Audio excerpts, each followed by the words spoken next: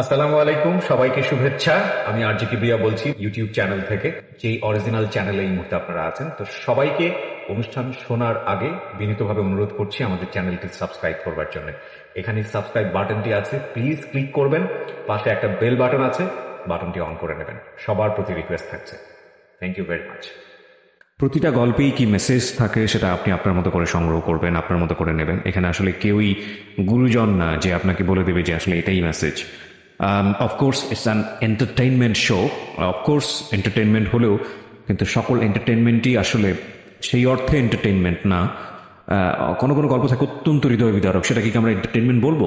তো সেই জায়গাটা থেকে হয়তো মোটা দাগে আমরা বলি এটা একটা এন্টারটেইনমেন্ট, কিন্তু ভেতরে অনুভবের জায়গাটাতে সো কল্ড এন্টারটেইনমেন্ট বলতে যেটা বোঝায় সেটা কিন্তু না।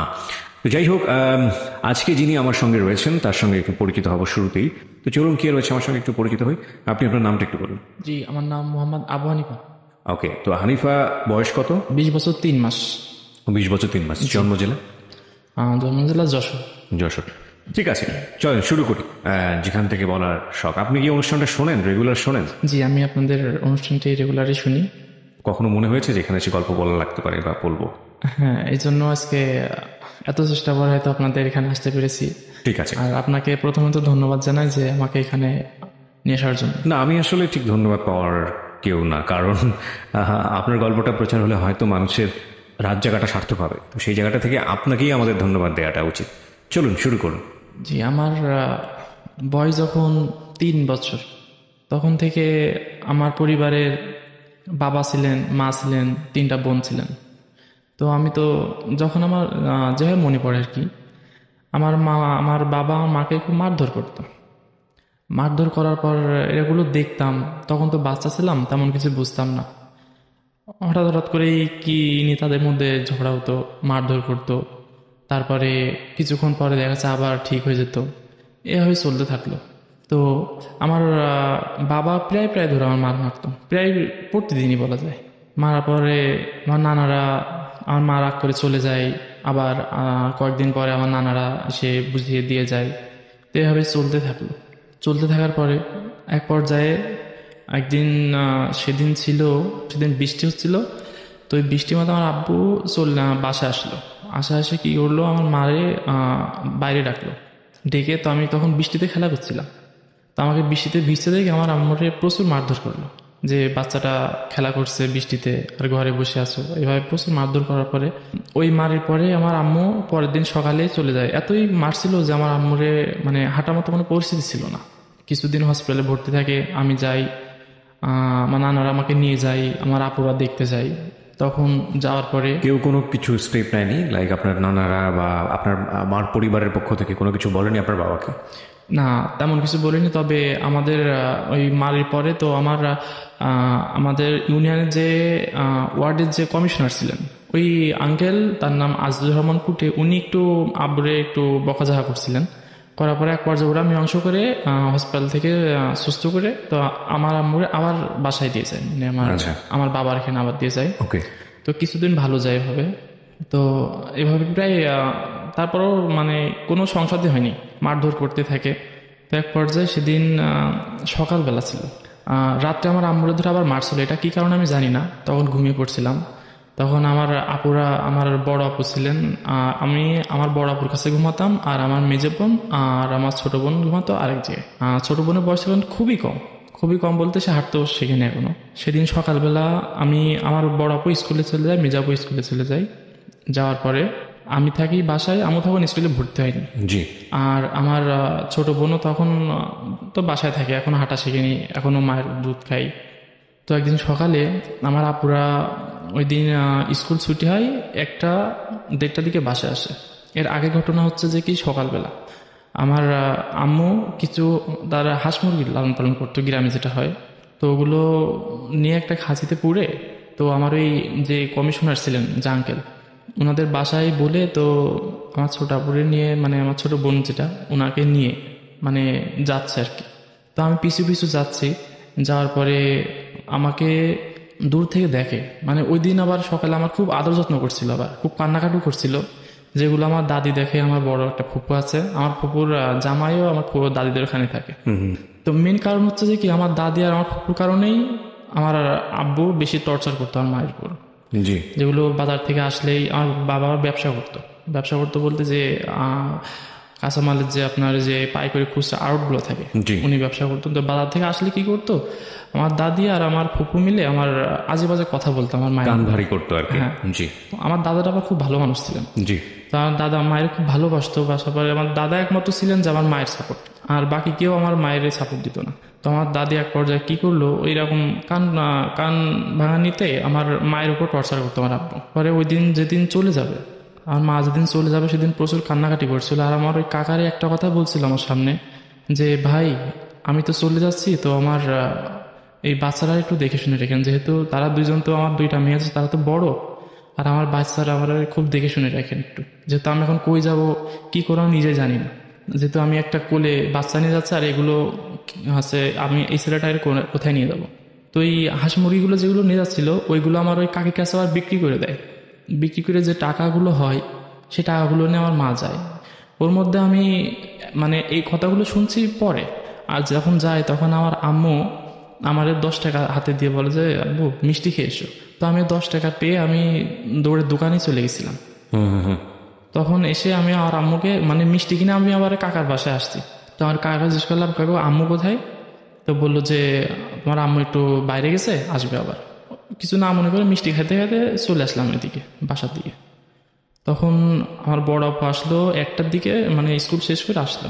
আর মেজো বোনটা তার আগে আসছিল, 12:30টার দিকে আসছিল। সে বই রেখে আবার মানে খেলায় মনে চলে গেছিল আর কি। তো বড় আপু এসে আমার মায়ের খোঁজ করতেছে। তো আমার আপু হচ্ছে কিছুটা বুঝতে পারছিল, পরে আমাকে জিজ্ঞেস করলো যে আম্মু কোথায় গেছে। তো আমি বললাম ওই কাকার সাথে গল্প করছিল, কাকার কাছে দেখলাম আমার হাঁস মুরগিগুলো বিক্রি করে তো আমাকে টাকা দিলে মিষ্টি খেয়ে আসছে। তো আমার আপু চলে যায় কাকার কাছে যে, কাকা আমার আম্মু কোথায় গেছে। তো আমার কাকু এক সময় কি বললো যে তোমার আপুর সাথে সত্য ঘটনাটাই বলছে। তখন আমার আপু এসে বাসায় খুব কান্নাকাটি করছিল। দিনটা আমার এখন মনে আছে যে ওই কান্নাকাটি করছিল, তখন আমি ঘরে ঢুকে আপুরে বলছে, আপু কাঁদছো কেন? তখন মেজাপু এখনো বাসায় আসেনি। আর আমার দাদি, আমার বড় আপু কাঁদছে বলে আমার দাদি আমার বড় আপুরে আবার ধরে আবার মারছিল যে ওরকম মা চলে গেছে তার জন্য কাঁদছিস কেন। পরে আমার আব্বু যখন বাসার দিকে আসলো তখন 3টা 3:30 বাজে। তো আমার আছে বড় আপু কান্না শুনে আমার দাদির কাছে আমার আব্বু জিজ্ঞাসা করছিল যে তোর সে লাখি কাঁদছে কেন। তো বলছে যে কি ওর আম্মু চলে গেছে এই জন্য কাঁদছে। ওই কথা শুনে আমার আব্বু আর আমার আপুকে মারা শুরু করলো। তো এইভাবে চলতে থাকলো। তারপরে তখন মানে সে ক্লাস 8-এ পড়তো কিংবা 7-এ এরকম। পড়া এইভাবে চলতে থাকলো। চলতে থাকার পরে আমার আম্মু যে কই গেছে আমরা কেউ জানি না, আমার নানারাও কেউ জানে না। তো এর আগের একটু ঘটনা বলি যে আমার আম্মু থাকাকালীন আমার নানারা আমার প্রায় সব সংসারে আমার নানারাই চালাতো। আচ্ছা। মানে বাজার ঘাট তরি তরকারি মানে চাল যাবতীয় যা কিছু লাগে আমার নানা সবই আমাদের দিয়ে যেত। আর আব্বু একটু অন্য ধরনের ছিল, অন্য ধরনের বলতে সে নেশা জাতীয় কিছু করতো না, কিন্তু টাকা পয়সাগুলো যে কি করতো এটা আমরা জানতাম না। আর আম্মু তো হিসাব চাইতেই পারতো না, কোনো কথাই বলতে পারতো না ভয়তে, কোনো কথা বলার আগেই মেরে বসতো। তার নানারা সব এভাবে সংসার চালাতো। আমি আবার সে সময় মানে খুব গুড় পছন্দ করতাম, যে খেজুরের যে গুড়গুলো হয় প্রতি সিজনে 3-4টা করে গুড় দিত। আবার আমার শুধু আমার জন্যই, আমি ছাড়া গুড় কেউ আবার খেত না। আমার নানারা আমার খুবই ভালোবাসত। এক পর্যায়ে এরকম আমার মা যেখানে মানে চলে যাওয়ার পরে কেউ জানে না যে কোথায় গেছে। এবার আমার নানারা উত্তেজিত হয়ে গেল যে মায়ের খোঁজার জন্য। পরে থানায় একটা জিডি করলো। জিডি করার পর আমার আব্বুর পরে একটু প্রেশার আসলো, কেস করছে। তো আমার আম্মু যাওয়ার 3-4 দিন পরে আমার নানারা এক জায়গায় খোঁজ পেলো, সেটা হচ্ছে যে কি আমাদের চৌগাছা পাশের উপজেলা, সেটা হচ্ছে যে আপনার কাশীপুর নামে একটা উপজেলা আছে। ওকে। ওখানে আমার আম্মু এক আত্মীয়র বাসায় ওঠে। আত্মীয় বাসায় ওখানে 3 থেকে 4 দিন থাকে। পরে আমার নানারা খোঁজ পেয়ে ওখান থেকে নিয়ে চলে আসে। নিয়ে চলে আসার পরে তখন আমার আব্বুদেরকে জানতে দেয়নি যে আমার আম্মুকে তারা খুঁজে পাইছে। পরে এভাবে কেস করলো। কেস করলে আমার আম্মু আমার আব্বুকে খুব ভালোবাসতো। আমার আম্মুরা চাইনি যে তা আমার আব্বু কোনো ক্ষতি হোক, যেহেতু আমরা তিনটে ভাই বোন এখনো রয়েছে আব্বুর কাছে, যে তার ক্ষতি হলে আমরা হয়তো এখন বেশি বেশি বাড়াবো। আর আম্মু চলে গেলেও তো আব্বু আমাদেরকে কিছুটা হলেও দেখবে, এরকম তার কোনো কেস মানে আমার নানারা কেস করছে, কিন্তু আমার আম্মু কেস করতে দেয়নি। মানে কোর্টে যেদিন হাজিরার দিন সেদিন আমাদেরকে চারি ভাই বোনকে ডাকা হয়েছে। ডাকা হলে আমরা আমরা কেউ যাইনি, আব্বু যায়নি, আম্মু আসেনি, শুধু নানারাই গেছে। তো এই কেসটা ওইভাবেই থাকে, পরবর্তীতে মীমাংস হয়ে যায়। হওয়ার পরে তো আপনার আমার আম্মু আমার নানা বাড়ি থেকে সেখান থেকে আমার নানা বাড়ি থাকে। আচ্ছা। থাকার পরে তখন নানাদেরও যে অবস্থা বেশ একটা ভালো তা নয়। এখন আমি আস্তে আস্তে বড় হলাম, আমারে তখন স্কুলে ভর্তি করবে। তার মানে এই বছরখানিক পরে আমার স্কুলে ভর্তি করবে। তখন তো আমাদের এখন সেই বিরাকগুলো নাই। আগে আমাদের পাড়ায় বিরাক ছিল, বিরাক স্কুল, মানে প্রতিটা ইউনিয়নে বিরাক ছিল। বিরাক স্কুল যেগুলো বলে সরকারিভাবে না হলেও সেটা মানে সবকিছু ওই অফিস থেকে দিত, যে বই খাতা কলম যেগুলো যাবতীয় অফিস থেকে দিত। তো ওই বিরাকে যেদিন ভর্তি হতে যাব সেদিন আমাদের ওখানে প্রায় 60 থেকে 70 জন বাচ্চারা আসে আমার মতে আর কি। তো সেখানে লোক নিবে আপনার বাচ্চা নেবে 30 জন, 30 জনের বেশি না। 29 জন হলে সমস্যা নেই, কিন্তু 30 জনের উপরে যাবে না। এভাবে আমি এক পর্যায়ে আমার দাদি ওখানে নিয়ে গেল। তখন আমার আব্বু কেয়ার করতো না আমাদেরকে। তখন আমার আব্বু বিয়ে সাথে কিছু করে নাই। আমার আম্মু ছেড়ে দেওয়ার 1 বছর পর এই ঘটনাটা। আমার আব্বু তখন বিয়ে শাদী করে নাই, যেহেতু বিয়ে শাদী করবে কিন্তু সে করে নাই কি জন্য একটা ভয়, যে এটা সাধারণত শুনেছি তখন যে ডিভোর্স হওয়ার 6 মাসের মধ্যে বিয়ে করলে তারও আবার একটা প্রেশার আসে আর কি। এই জন্য সে বিয়ে শাদী করে নাই। আমার আম্মুর ডিভোর্স দেওয়ার 1 বছর পর। আচ্ছা, আপনার তখন বয়স কত? আমার বয়স তখন 4 বছর, 4 বছর, 4 থেকে 4.5 বছর এরকম হবে। তখন আমি আমার ওই বিরাক স্কুলে নিয়ে যাই। ওই বিরাকে কি করতো, যে মাপ নিত বাচ্চাদের। মাপ নিয়ে যদি তাদের মাপে যদি হতো তো বাচ্চাদেরকে নিত, না হলে নিত না। তো আবার এই আপনার এই ডান হাত দিয়ে আবার বাম কান ছুঁতে বলতো, যেগুলো ওইগুলো পারলে যে মানে খুব একটা পরীক্ষা নিরীক্ষা করে বাচ্চাগুলো নিত। তো আমার সব দিক থেকে ঠিক ছিল। ওই ব্র্যাকে আমার ভর্তি নিচ্ছিল না। আমাদের বাসা থেকে 3-4টা বাসা পরে ব্র্যাক স্কুলটা, যদি বাসার সাথেই, দূরেও না। যে স্যার আসে, ওই স্যার যে ম্যাডাম আমাদের তখন ওখানে জয়েন্ট দেয়, সে ম্যাডাম ওই স্যারকে বলতেছে যে বড় অফিসার আসছে ভর্তি নেওয়ার জন্য। ওই ম্যাডাম ওই স্যারকে বললো যে এই বাচ্চাটারে নেওয়া যাবে না। ওই স্যার বললো নেওয়া যাবে না কেন? তো বললো যে ওর মা এরকম ছেড়ে চলে গেছে, ও যখন খুশি তখন অন্য জায়গায় চলে যেতে পারে, হয়তো তার মা নিয়ে যেতে পারে কিংবা অন্য জায়গায় নিয়ে যেতে পারে।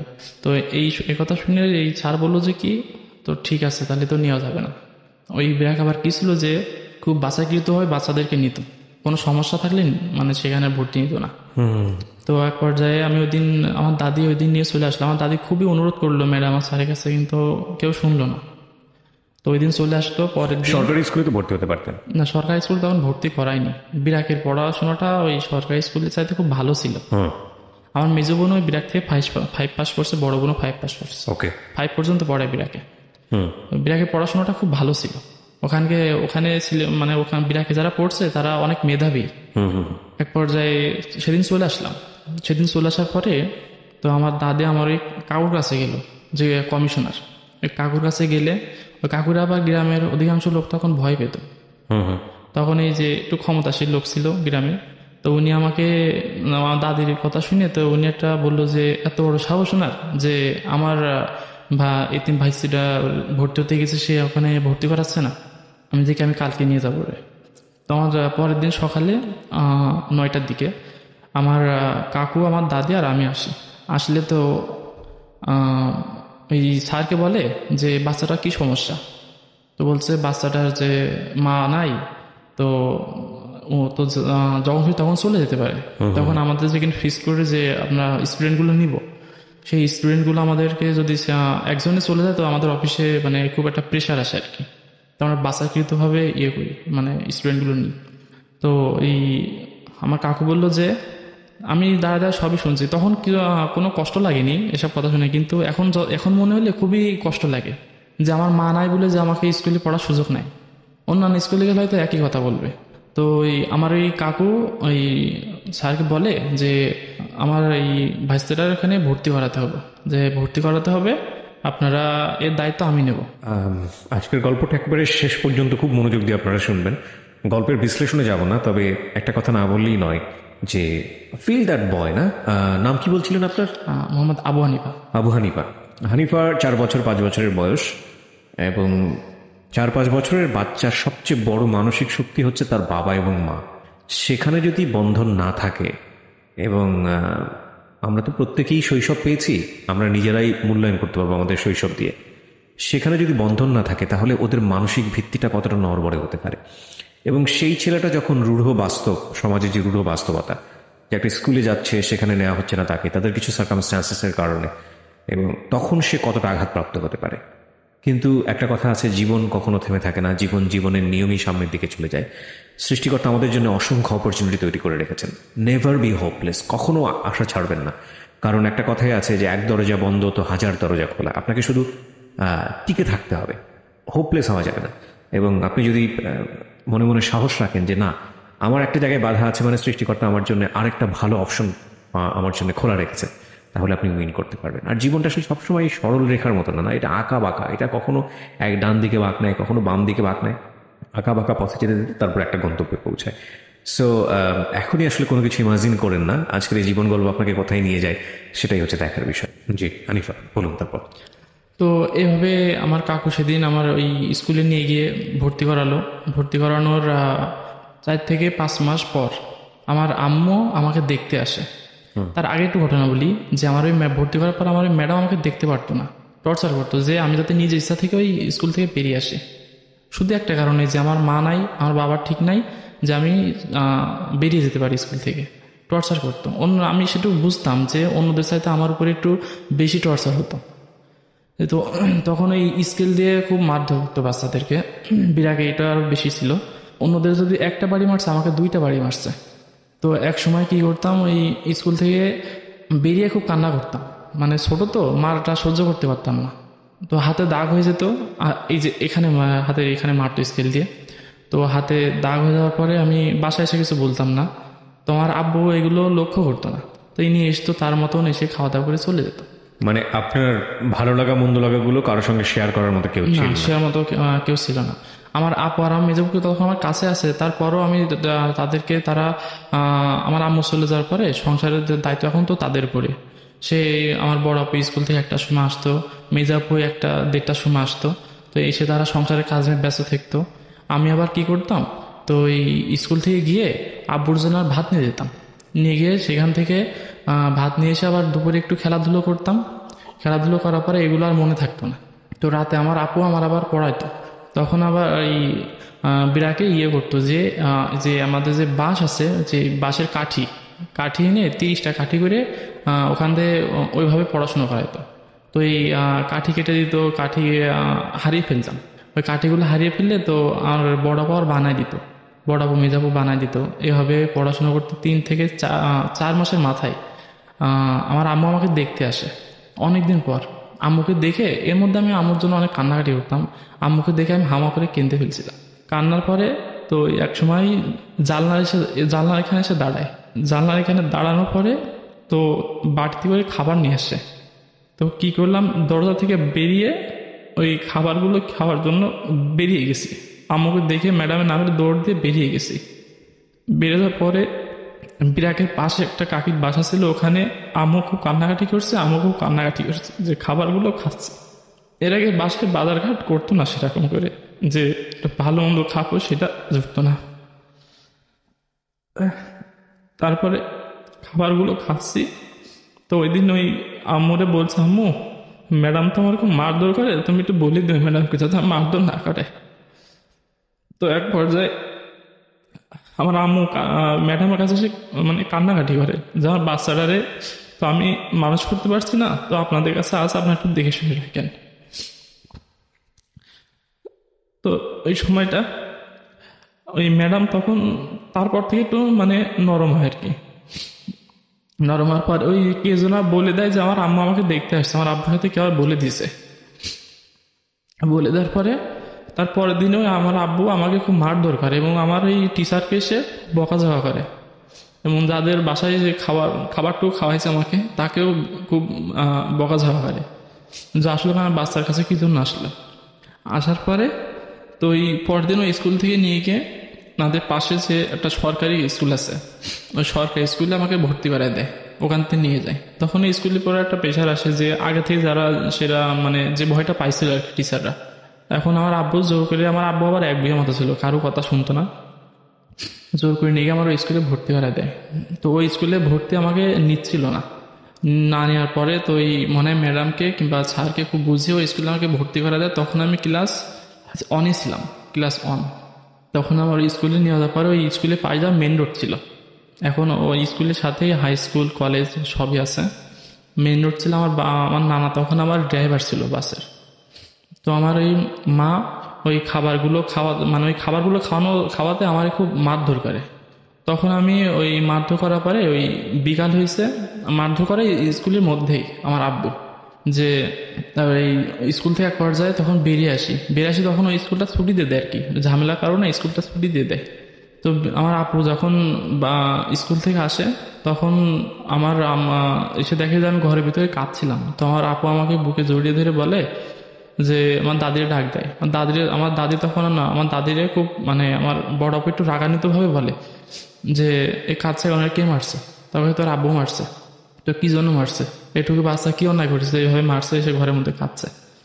তো আমার দাদি কি করে, ওই আমার আপুরে খুব বকাঝকা করে। আপুরে বকাঝকা করার পরে আমার আব্বু আসলে সেটা বলে দেয়।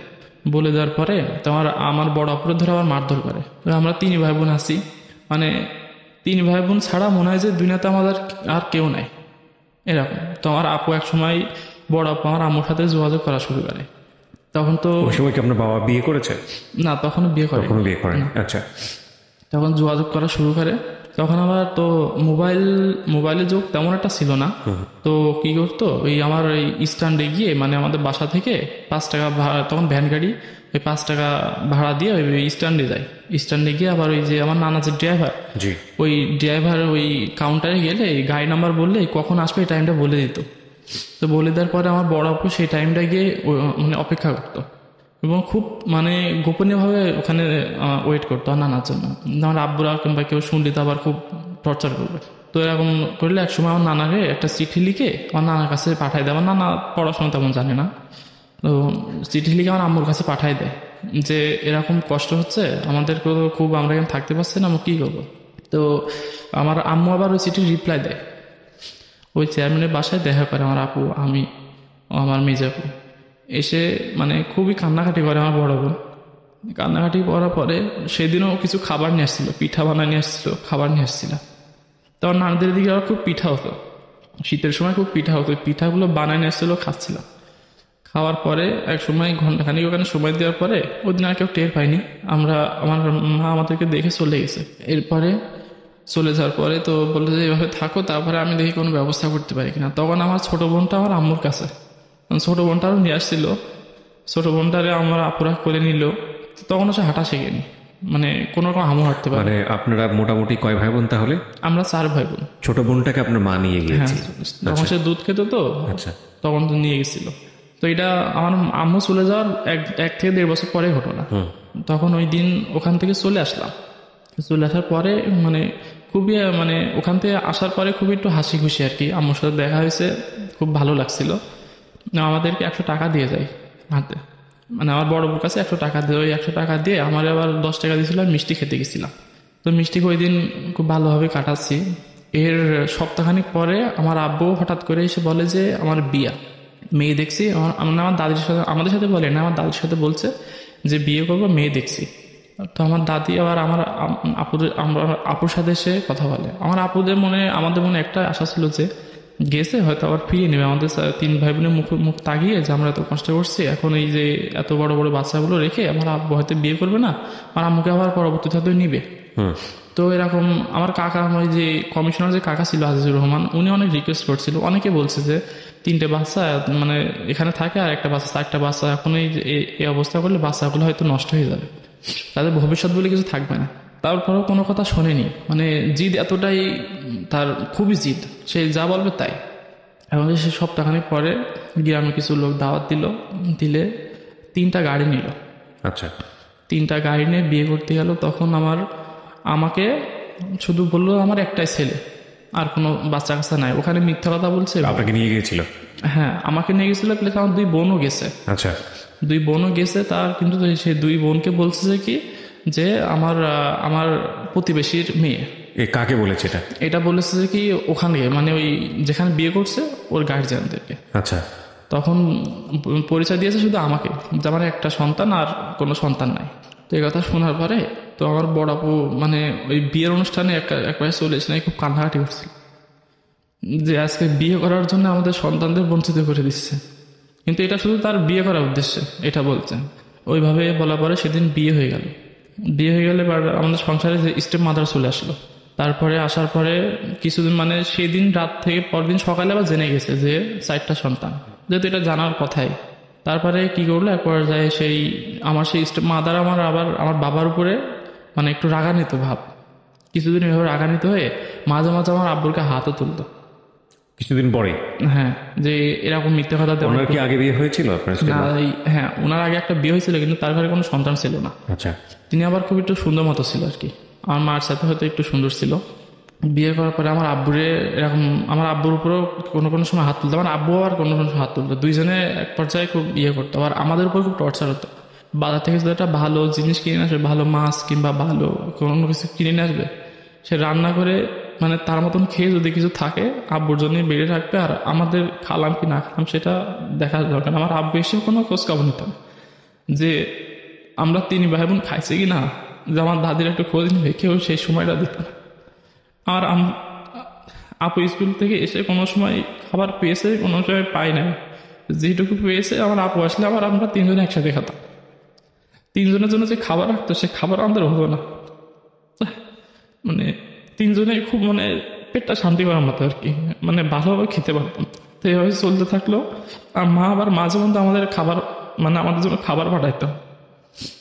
তো খাবার পরে আমার আব্বু এসে রাত্রি খাওয়া দাওয়া করে শুয়ে পড়তো, সকালে যেত, আর ওই দুপুরে আমাকে দিয়ে ভাত পাঠাইতো। তো মানুষের বাচ্চারা তো দোকানে গেলে আপনার কিছু না হলেও খেতে দেয়, মানে আশেপাশে যেগুলো দেখতাম আর কি। তো আমাকে ওই বাজার থেকে আমাদের বাসা পর্যন্ত 5 টাকা যাতায়াত ভাড়া ছিল, ওই 5 টাকায় দিত, বেজে আর কোনো টাকা দিত না। কোনো কোনো দিন মিষ্টি খাওয়ার জন্য ওই হেঁটে হেঁটে আসতাম, যে 5 টাকা দিয়ে এসে মিষ্টি খেতাম। তখন এসে কোনো কোনো দিন মিষ্টি না খেয়ে আবার আমাদের ওই পাড়ে খেলা হতো, যে মার্বেল খেলাগুলো করতাম আগে। তারপরে যে ঘুড়ি উড়োতাম, ওই কাগজ কিনে নিয়ে আসতাম বাজার থেকে, কিনে ওই বিকালে ঘুড়ি উড়োতাম, খেলা করতাম। খেলে রাত্রি আপুদের হাতে একটু পড়তাম। পড়ার পরে তখন আমার যে সরকারি স্কুলে ভর্তি করে দিল, তখন কি করলো, বেড়াকে আর একটা লোক নিছে, মানে স্টুডেন্ট নিছে আমার পরিবর্তে। তখন এই সরকারি যে স্কুলে পড়তাম, তখন এই পড়ার মধ্যে আমার ওই স্কুলের সাথে আমার মেন রোড ছিল, নানা ওই গাড়ি চালাতো, বাস চালাতো ওই রোড দিয়ে।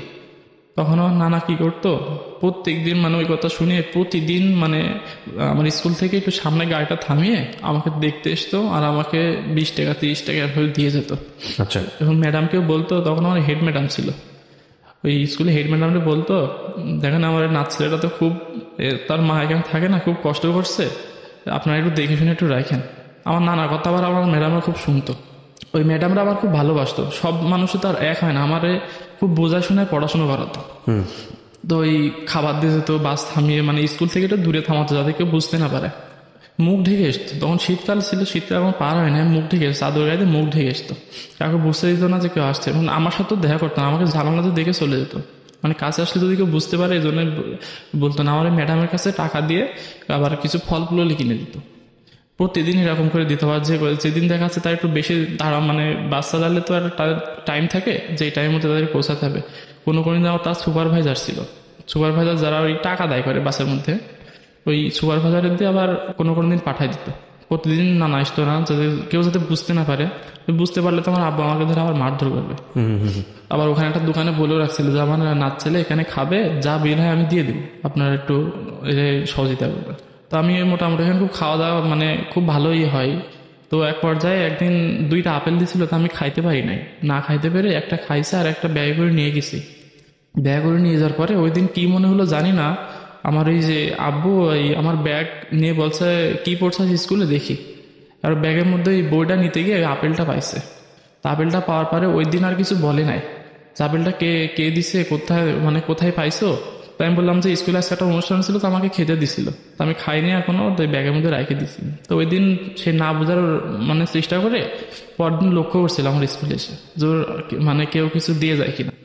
প্রতিটা মানুষের জীবনেই একটা করে গল্প থাকে, সেই গল্পের সাথে হয়তো লক্ষ লক্ষ মানুষের জীবন গল্প মিলে যায়, হয়তো হুবহু মিলে না, কিন্তু জীবনের কোনো একটা পার্ট হয়তো মিলে যায়। এবং যে কারণে এই জীবন গল্পগুলো নিজেদেরকে অনেক বেশি ছুঁয়ে যায়। ও যখন গল্পটা বলছে চোখ বন্ধ করে একটু যদি আপনি মনোযোগ দিয়ে শোনেন, দেখতে পাবেন চিত্রকল্পটা আপনার সামনে তৈরি হবে। এই আপেলটা দেখতে পাবেন, স্কুল ব্যাগটা দেখতে পারবেন, ছোট্ট একটা বাচ্চা দেখতে পারবেন, এবং তাকে স্কুলের জানালা দিয়ে কেউ একজন হেল্প করছে এটা দেখতে পাবেন। এবং দেখতে পাবেন এই কারণে যে এটা আমাদের চিরচেনা একটা শৈশব। এবং আপনি হয়তো ভিকটিম না, কিন্তু আপনার আশেপাশেই কেউ হয়তো বা এরকম ছিল। বাবা মায়ের বন্ধন যখন ছিন্ন হয় তখন সন্তানরা কি সাফারার হন সেটা যারা হয়েছে তারাই জানে। সেটা আপনারা নিশ্চয়ই জানেন। আমাদের এই গল্পটি আপলোড করা হয় আমাদের ইউটিউব চ্যানেলে, এবং পুরনো সব অনুষ্ঠান এখান থেকে আপনি পাবেন। ওকে, সাবস্ক্রাইব করে নোটিফিকেশনটি অন রাখবেন। জি হানিফা। তারপরে ওই সুপারভাইজার আমার কাছে খাবার পাঠাতো মাঝে মধ্যে। আমার নানা বাবা ফলো করলো?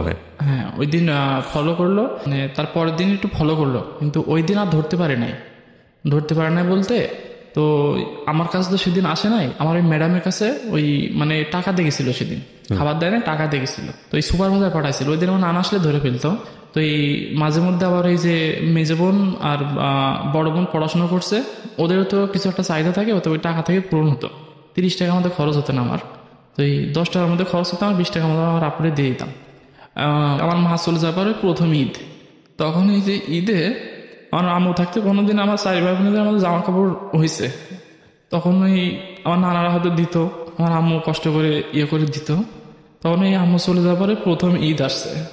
ঈদ আসলে সেদিন মানে সেমাই কিনছে, পায়েস তৈরি করছে, মাংস করছে, কিন্তু ওই আমার যে স্টেপ মাদার, শুধু ওনাকে একটা শাড়ি কিনে দেওয়া হয়েছে।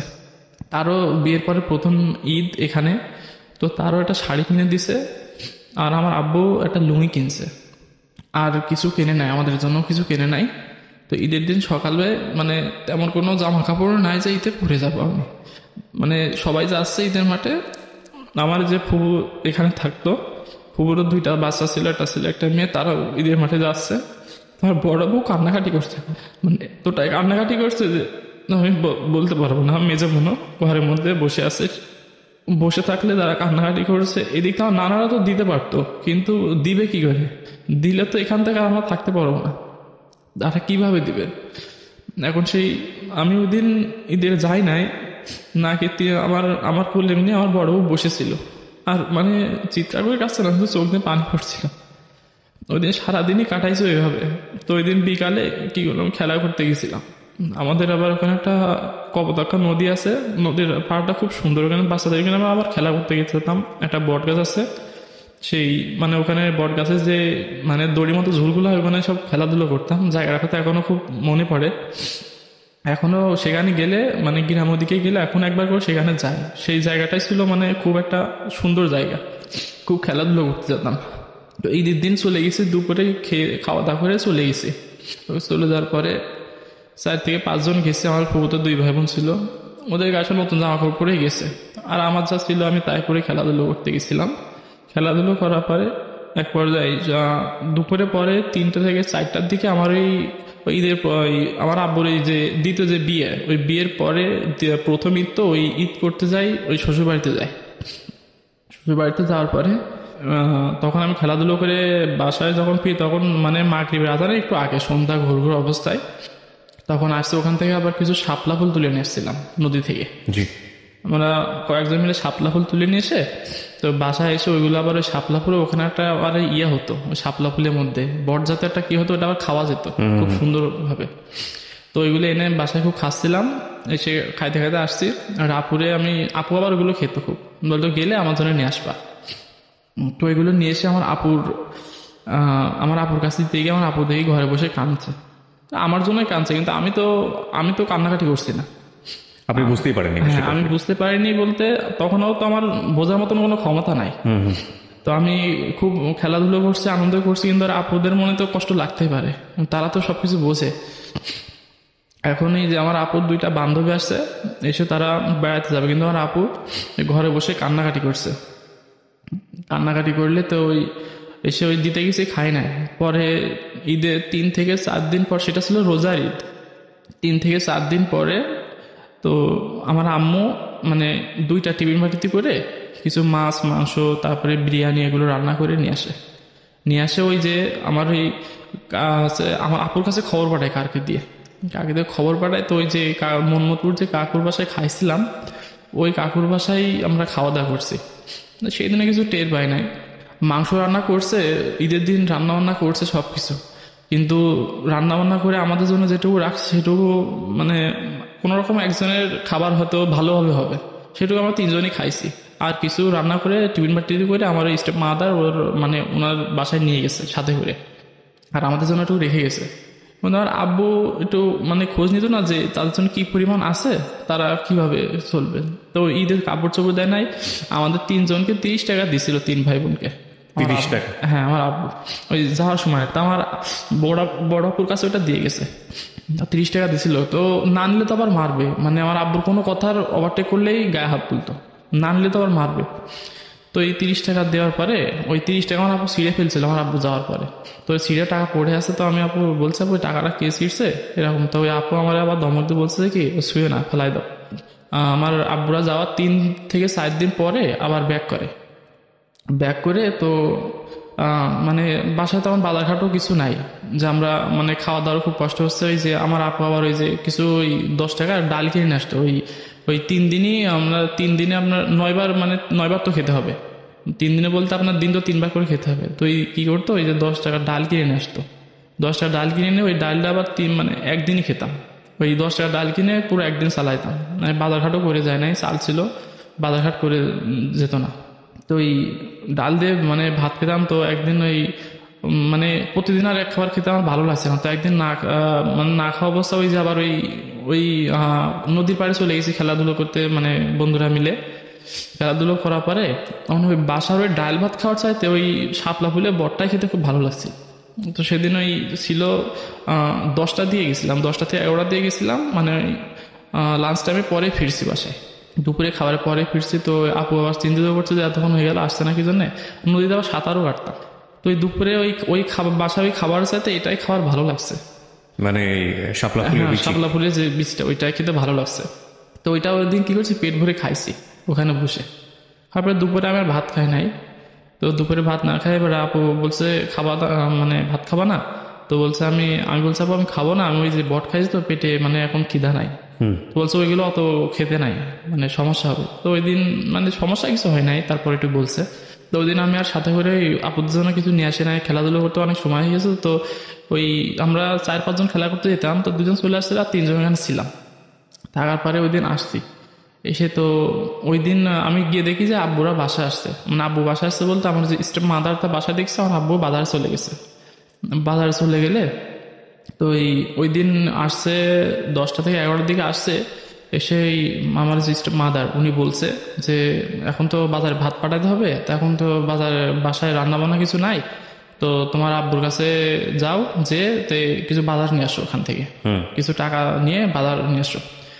তো আমি গেছি, তো যাওয়ার পরে আমাকে বসায় রেখে তো বাজারে গেছে। বাজারে যাওয়ার পরে কিছু বাজার করছিল, তো একটা মাছ কিনছিল, মৃগে মাছ কিনছে, আর কিছু বাজার করছে। করার পরে ওই মাছটা দেখে আমি আবার খুব মানে আনন্দিত হয়েছিলাম যে অনেকদিন খাই নাই, তো আজকে মানে একটু ভালো মন্দ রান্না হবে, খাবো।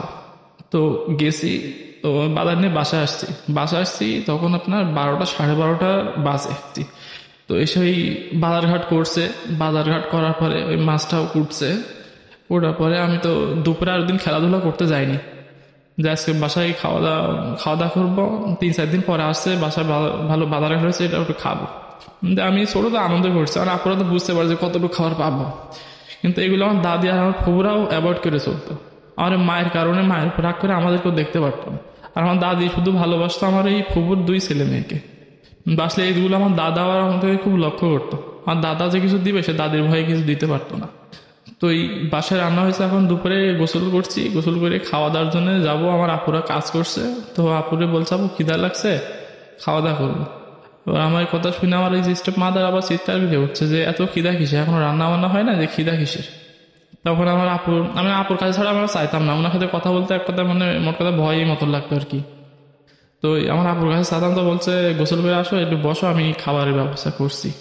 যে আব্বুর জন্য আবার খাবার নিয়ে যেতে হবে, তবে না খেয়ে কীভাবে খাবার নিয়ে যাবো, আমার তো খিদা লাগছে। আর বাসায় গেলে ওখানে যে খাবার নিয়ে যাবো, যে বলবে যে তুমি খাইছো কিংবা এখান থেকে একটু খাও, সে কথাও বলবে না। আমি তো এটা জানি যে প্রতিদিন ভাত নিয়ে যায় কি করবে। এখন যাওয়ার পথে কোনো কোনো দিন আমার খুব রোদ থাকতো, যে বাসা থেকে বেরোলে যে আমার 5 টাকা দিবে, তো এটা মানে কোনো কোনো দিন আমার হেঁটেও যেতে হতো। কিন্তু হেঁটে যেতে খুব কষ্ট, ভাত নিয়ে যাওয়ার কথা সময়টা আসলে আমার খুব মানে মনটা খারাপ হতো। মানে মনটা খারাপ হতো বলতে মানে খুব রোদ থাকতো, তো ওই রোদে হেঁটে যাইতে মানে খুবই কষ্ট হবে আর কি। মন চাইতো যে গাড়িতে উঠে, কিন্তু গাড়িতে উঠলে ভাড়া দিবে কে।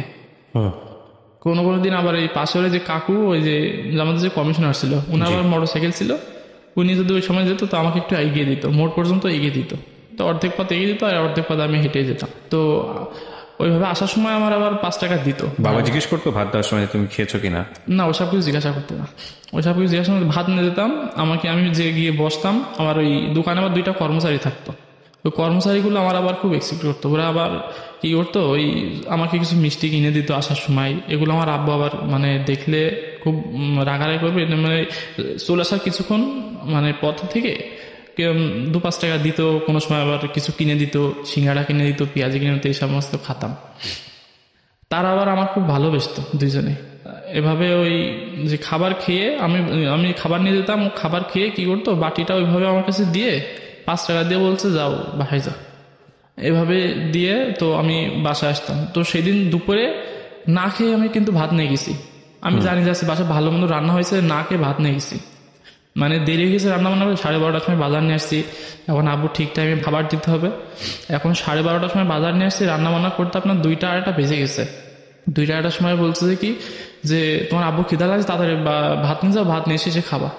তো এইটুকু বুঝলে যে অত বড় মানুষ বাটা বাজারে, তার খিদা লাগলে কিছু খাইতে পারবে, আর আমি যে না খেয়ে আসি, তো আমাকে এই অবস্থায় ভাত নিয়ে যেতে হবে। মানে আমি তো আবার কিছু বলতে পারতাম, বললে আব্বুর সাথে বলে দিতে হবে, আমার আবার মারধর করবে। তো কি করছে, ওই খিদে পেটে ওদিকে তো টাকা দিয়ে নি, হেঁটেই চলে গেছে ভাত নিয়ে। তো আমি ভাত নিয়ে গেছি, আমার আপু আবার কি করতো, ওই যে রাস্তা পর্যন্ত আমার এগিয়ে দিত। তো আমার আপু আবার ওই মানে যতদূর দেখেছিলাম ততদূর আমাকে দেখছে। আমি যখন খাবারটা নিয়ে যাই তখন আমার পেটে আমি হাত দিয়ে যাচ্ছিলাম যে খিদা লাগছে, আমি এখন খেয়ে গেলে কিছু ভালো হতো। আমি আপুরে বলছি আপু আমার কিছু খাওয়া দাওয়া, আমি খেয়ে ভাতটা নিয়ে যাব। তো এই ভাত নিয়ে যাওয়ার অন্যদিন আগে কি করতাম, ভাত নিয়ে যাওয়ার আগে 10 থেকে 15 মিনিট আগে খেয়ে নিতাম, যে ভাত খেয়ে তো আবার হাঁটা যাবে না। তো সেদিন খাবার দেয়নি, সে পেটে হাত দিয়ে আমি যাচ্ছি। আমার বড় বোন খুব কান্নাকাটি করছিল। তো আমার বড় বোনরাও আমি যখন ভাত থেকে আসি তখন 5টা মতো বেজে গেছে, যেহেতু 2:30টার সময় নিয়ে গেছি ভাত, তখন যেতেই আপনার আধা ঘন্টার মতো সময় লাগছে, আর আসতে আধা ঘন্টা, আর ওখানে খাইছে আধা ঘন্টা মতো খাইছে, পুরো 1.5 ঘন্টা 2 ঘন্টা হয়ে গেছে। মানে ভাতের ঠিয়ে প্লেট সাথে করে নিয়ে আসতে হতো? হ্যাঁ, সাথে করে উনি খেয়ে দিত, ওগুলো আবার নিয়ে আসতে হতো সাথে করে। তো আপনার অভুক্ত অবস্থায় আপনাকে একবার জন্য জিজ্ঞাসা করলো না যে তুমি খেয়েছো কিনা? না, এগুলো জিজ্ঞাসা করতো না, প্রতিনিয়ত এভাবেই করতো। তিনি খেয়ে আমার কাছে বাটিটা দিয়ে দিত। বাটিটা দেওয়ার পরে আমি ওই দিন আসি তখন 5টা 5:30 বাজে, কিন্তু 5 টাকায় দিছে। ওই 5 টাকাতে কি করছি, আমি কিছু খেয়ে নিছি আগে, কিছু খেয়ে নিয়ে তাই আমি ওই দিন কিছু খেয়ে পরে ওখানে একটা চার দোকানে বসে টিভি দেখছি, আর কিছু খেয়ে 5 টাকাতে একটা রুটি আর একটা কলা খাইছিলাম। তখন জিনিসের দামও কম ছিল। 5 টাকাতে একটা রুটি, তখন এই 3 কোণে একটা রুটি থাকতো, 2 টাকা করে নিত, আর 3 টাকাতে একটা কলা, 5 টাকায় খাইছি। খুব খিদা লাগছিল ওই সময়, চিন্তা করে নিচ্ছে আমার হেঁটে যেতে হবে, আমার এই খাওয়ার দরকার, খুব খিদা লাগছে। এখন খিদা লাগার পরে তো এই খাইছি, খেয়ে মানে ওখানে 10-15 মিনিট মতো টিভি দেখছি। টিভি দেখে আপনার ওইটুকু পথে হাঁটতে হাঁটতে আসছে। আমার বন্ধুটা এখনো বসে আছে, আমি জানি না যে আমার জন্য বসে আছে, তারা এখনো খায় নাই। তো কি করছে, বড় মাছটা যে কুটছে, মাছটা প্রায় 2-2.5 কেজি ওজন ছিল। তো এই 2 পিস মাছ রাখছে, তো 2 পিস মাছ রাখছে আপনার নিচ থেকে খুব ছোট ছোট পিস, লেজের কাছাকাছি। হ্যাঁ, লেজের কাছে 2 পিস মাছ রাখছে। 3 জনে খাবো, আমাদের খাবার আর বেড়ে দিত, বেড়ে দিয়ে ওই ওখানে আমার মিসকেপ ছিল, ওইটা তালা মেরে রাখতো, চাবি ওনার কাছে থাকতো, মিশতে তালা মেরে রাখতো। হ্যাঁ, ওনার পরিমাণ মতো আমাদেরকে খাবার দিত। তো এই 2 পিস মাছ দেখে আমার বড় আপু বলছে আমি তো খাইছি, তা তোমরা 2 জনে 2 পিস খাও। আমি তো খাওয়া দাওয়া করছি, কিন্তু আমি তো আনন্দে 1 পিস খেয়েই নিছি দেখে। আর মেজবাবু তো বুঝতে পারছে, আর মেজবাবুর বয়স তো তখন, আমার মেজবাবু তো তখন ক্লাস 6-7 পড়ে। আর বড় অপুটা? বড় অপুটা 9-এ পড়ে, মানে 9 কিংবা নিউ 10 এরকম হবে। ওকে। খাওয়ার পরে আমি আনন্দে আনন্দে খেয়ে নিছি 1 পিস। পরবর্তীতে আমি খেয়ে ওখানে বসে আবার ওই যে কাগজ ছিল, ওই কাগজে আবার ওই যে কি করছি, ঘড়ি বানাচ্ছি বারান্দায় বসে। আর আমার 2 আপু ওখানে খাবারটা দেখলাম আমার মানে শেয়ার করে খাইছে। তখন আমি আপুরে বলছি, আপু মাছ তো অনেক বড়, তাই এটুকু মাছ রাখছো কেন, আর একটু মাছ নিয়ে আসতে পারলে না? তো বলছে যে ভাই একটু খাও, পরবর্তীতে আরো দিবে। তো ওই মাছটা ওই ওই একদিন আমরা খাইছি। উনি কি করতো, রান্না করতে গেলে মানে রান্না করতে করতে অর্ধেক খেয়ে নিত। তো এভাবে চলতে থাকলে আমার আব্বু যখন সেদিন রাতে বাসা আসলো, সেদিন ওই মানে রাতেও রান্না করছে আপনার বেগুন আর ওই মাছ, এগুলো রান্না করছে। রান্না করলে আর ওই ডিম রান্না করছে। ডিম রান্না করে এই মাছ আরো সেদিন দেয় নাই, 3 জনকে 3টা ডিম দিছে। 3টা ডিম দিয়ে ভাত খাইছি, আর ডাল করছিল, সে ডাল দিয়ে ভাত খাইছে ওই দিন। তো মোটামুটি এগুলো খাবারও খুব ভালো লাগে। যখন একেবারে পাই না তখন তো খারাপ লাগে, কিন্তু এগুলো তো ভালো খাবার খাইছি। তোমার আপুরা স্কুলে যেত, সকালে কাজ কাম করে স্কুলে যেত। স্কুলে তো ওই একজন আসতো একটা, আরেকজন আসতো 1:30টায়। এই যখন যেদিন মর্নিং স্কুল ছিল, যখন ওই শীতকালের মর্নিং স্কুল যেত, তো ওই মর্নিং স্কুলে আমার আপুরা তাড়াতাড়ি আসতো। তো আসলে সেদিন আমারে ওই কোনো দিন ওই পুকুরি তো খুব গভীর পানি ছিল, তো ওই যে যদিও বা সাঁতার কাটতে জানি, তারপর তবুও একা একা যেতাম না পুকুরি। তখন আপুরা আসলে আপুদের সাথে গোসল করে, তো আমার বড় আপুটা আগে আসতো, বড় আপুর সাথে গোসল করে এসে খাবার খাইতাম। খাবার খেয়ে তো আপনার ঘুমাতাম না, ওই দিন মানে দুপুরে ঘুম দিতে বলতো, না ঘুমিয়ে আবার ওই নদীর পাড়ে চলে যেতাম মানে খেলা করার জন্য বন্ধু বান্ধবের সাথে। আমরা 4-5 জন যেতাম ওখানে, তো ওই খেলাধুলো করে আবার সন্ধ্যার আগ দিয়ে ফিরতাম। কোন ক্লাসের স্টুডেন্ট তখন আপনি? তখন আমি ক্লাস 2-তে উঠেছি। আচ্ছা, তাই শৈশবটা খুব গুরুত্বপূর্ণ, যে কারণে আমরা পুরো ঘন্টা জুড়েই আমরা ওর শৈশবটা দেখানোর চেষ্টা করেছি। জি বলুন হানিফা। তার বছরখানিক পরে তো আমার এই স্টেপ মাদার একটা বাচ্চা হয়েছে। বাচ্চা হলে একটা ছেলে হয়েছে। ছেলে হওয়ার পরে তো ওই ছেলেটা হয়েছে আমাদের বাসার এখন মানে সবচাইতে আদর একটা জিনিস। আমার বাবা এসে ওই ছেলেটারে আদর করতো। মানে আমরা যে 3 জন আছি ওই পরিবারে, ওই মানে তার কোনো খোঁজই নাই। ওই বাচ্চাটা হয়েছে একমাত্র এখন ওই পরিবারের একজন। তো এরকম বাচ্চাটা বড় হতে লাগলে বাচ্চাটারে আমরা আবার খুব ভালোবাসতাম। বাচ্চাটা একেবারে হয়েছে আমার মতো, মানে আমার মতো সেম সেম সেম কোয়ালিটি হয়েছে বাচ্চাটা। তো আমার বড় অপুরা আমরা খুব ভালোবাসতাম বাচ্চাটারে, মানে খুব আনন্দই করতাম। খুব আনন্দ করার পরে এবার এভাবে বাচ্চাটা বড় হলো কিছুদিন। তো তার 2 বছর পরে তার আর একটা বাচ্চা হয়, মানে তার 2টা ছেলে হয়। 2টা ছেলে হওয়ার পরে তো সংসারটা মোটামুটি ওইভাবে চলতে থাকে।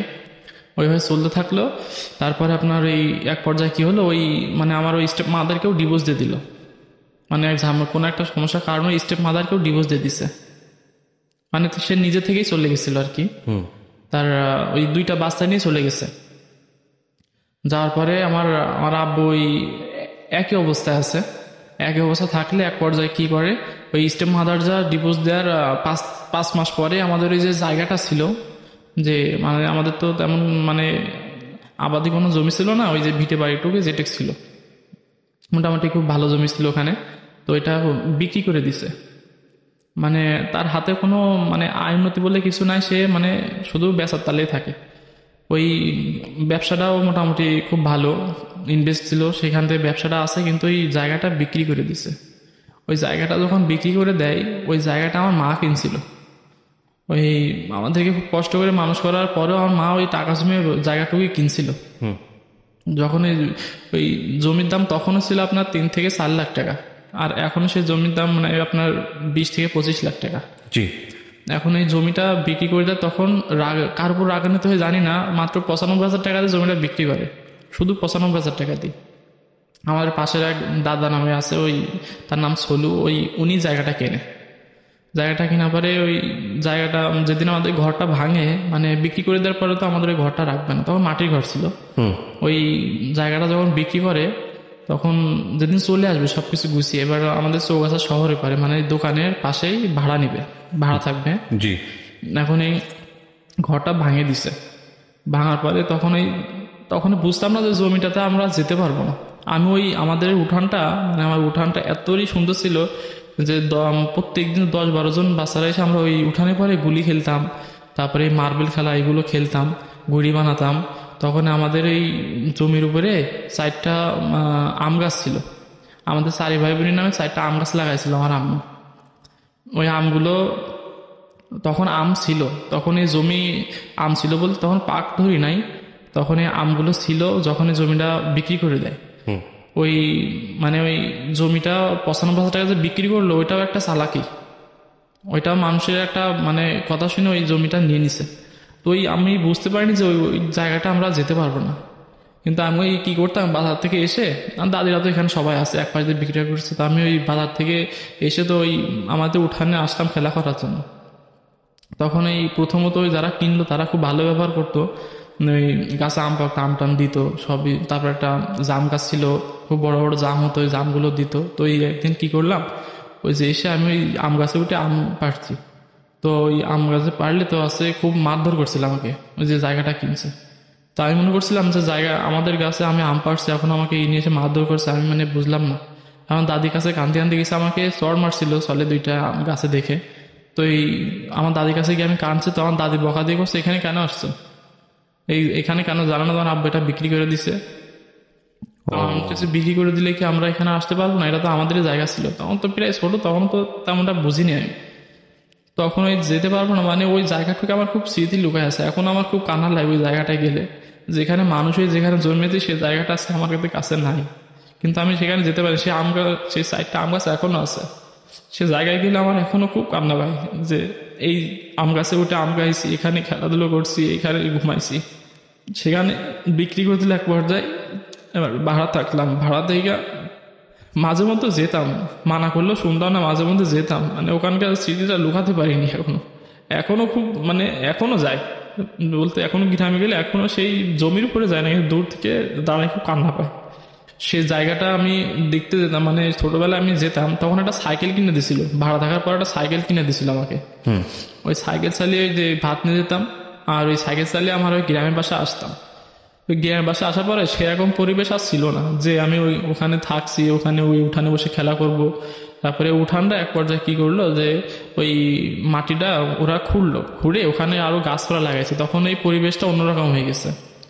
তখন আমি আবার একটা বেল গাছ ছিল, ওই বেল গাছটাও মেরে দিছে। তো আমি তারপর দাদিকে জিজ্ঞেস করতাম, দাদা আমাদের এই গাছগুলো মারছে, এগুলো আব্বু কিছু করবে না? তো বলছে এই গাছগুলো তো বিক্রি করেছে, তোমার আব্বু কি বিক্রি জিনিসটা কি, তখনও তো আমি সেরকম বুঝতাম না।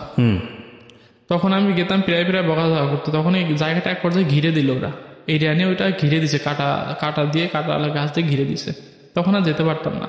তারপরে ওখানে না যাওয়ার পরে কি করতাম, বিকালে ওই বন্ধু বান্ধবের সাথে আবার ইয়েতে যেতাম, ওই যে খেলাধুলা ওখানে যেতাম। এর মধ্যে যাদের সাথে আমি খেলাধুলো করতাম, তো তাদের মা বাবা আমাকে মানে তাদের সাথে তার ছেলেদের সাথে মিশতে দিত না বলতে যে ওর বাপ নাই, ওর বাপ একটা খারাপ মানুষ, ওর মা খারাপ মানুষ।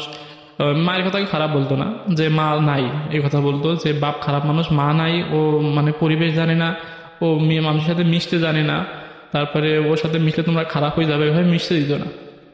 এগুলো আমি কানে কানে শুনতাম, শুনে খুব কষ্ট লাগতো যে আস্তে আস্তে ওরা আমার জীবন থেকে মানে সরে গেল, ওই খেলার জীবনটা সরে যায়। তখন আমি কি করতাম, সাইকেল ছিল তো একা একা গিয়ে ওখানে বসতাম, বসে ওই শাপলা ফুল পেরে নিয়ে সাইকেলে একটা প্যাকেট নিয়ে দিতাম, প্যাকেটে করে আবার ওই ওখানে নিয়ে আসতাম, মানে যেখানে ভাড়া থাকি বর্তমানে সেখানে নিয়ে আসতাম। তো তারা আমার সাথে আসতো না, তারা আসতে যেত কিন্তু তার বাবা মারা আমার সাথে মিশতে দিত না।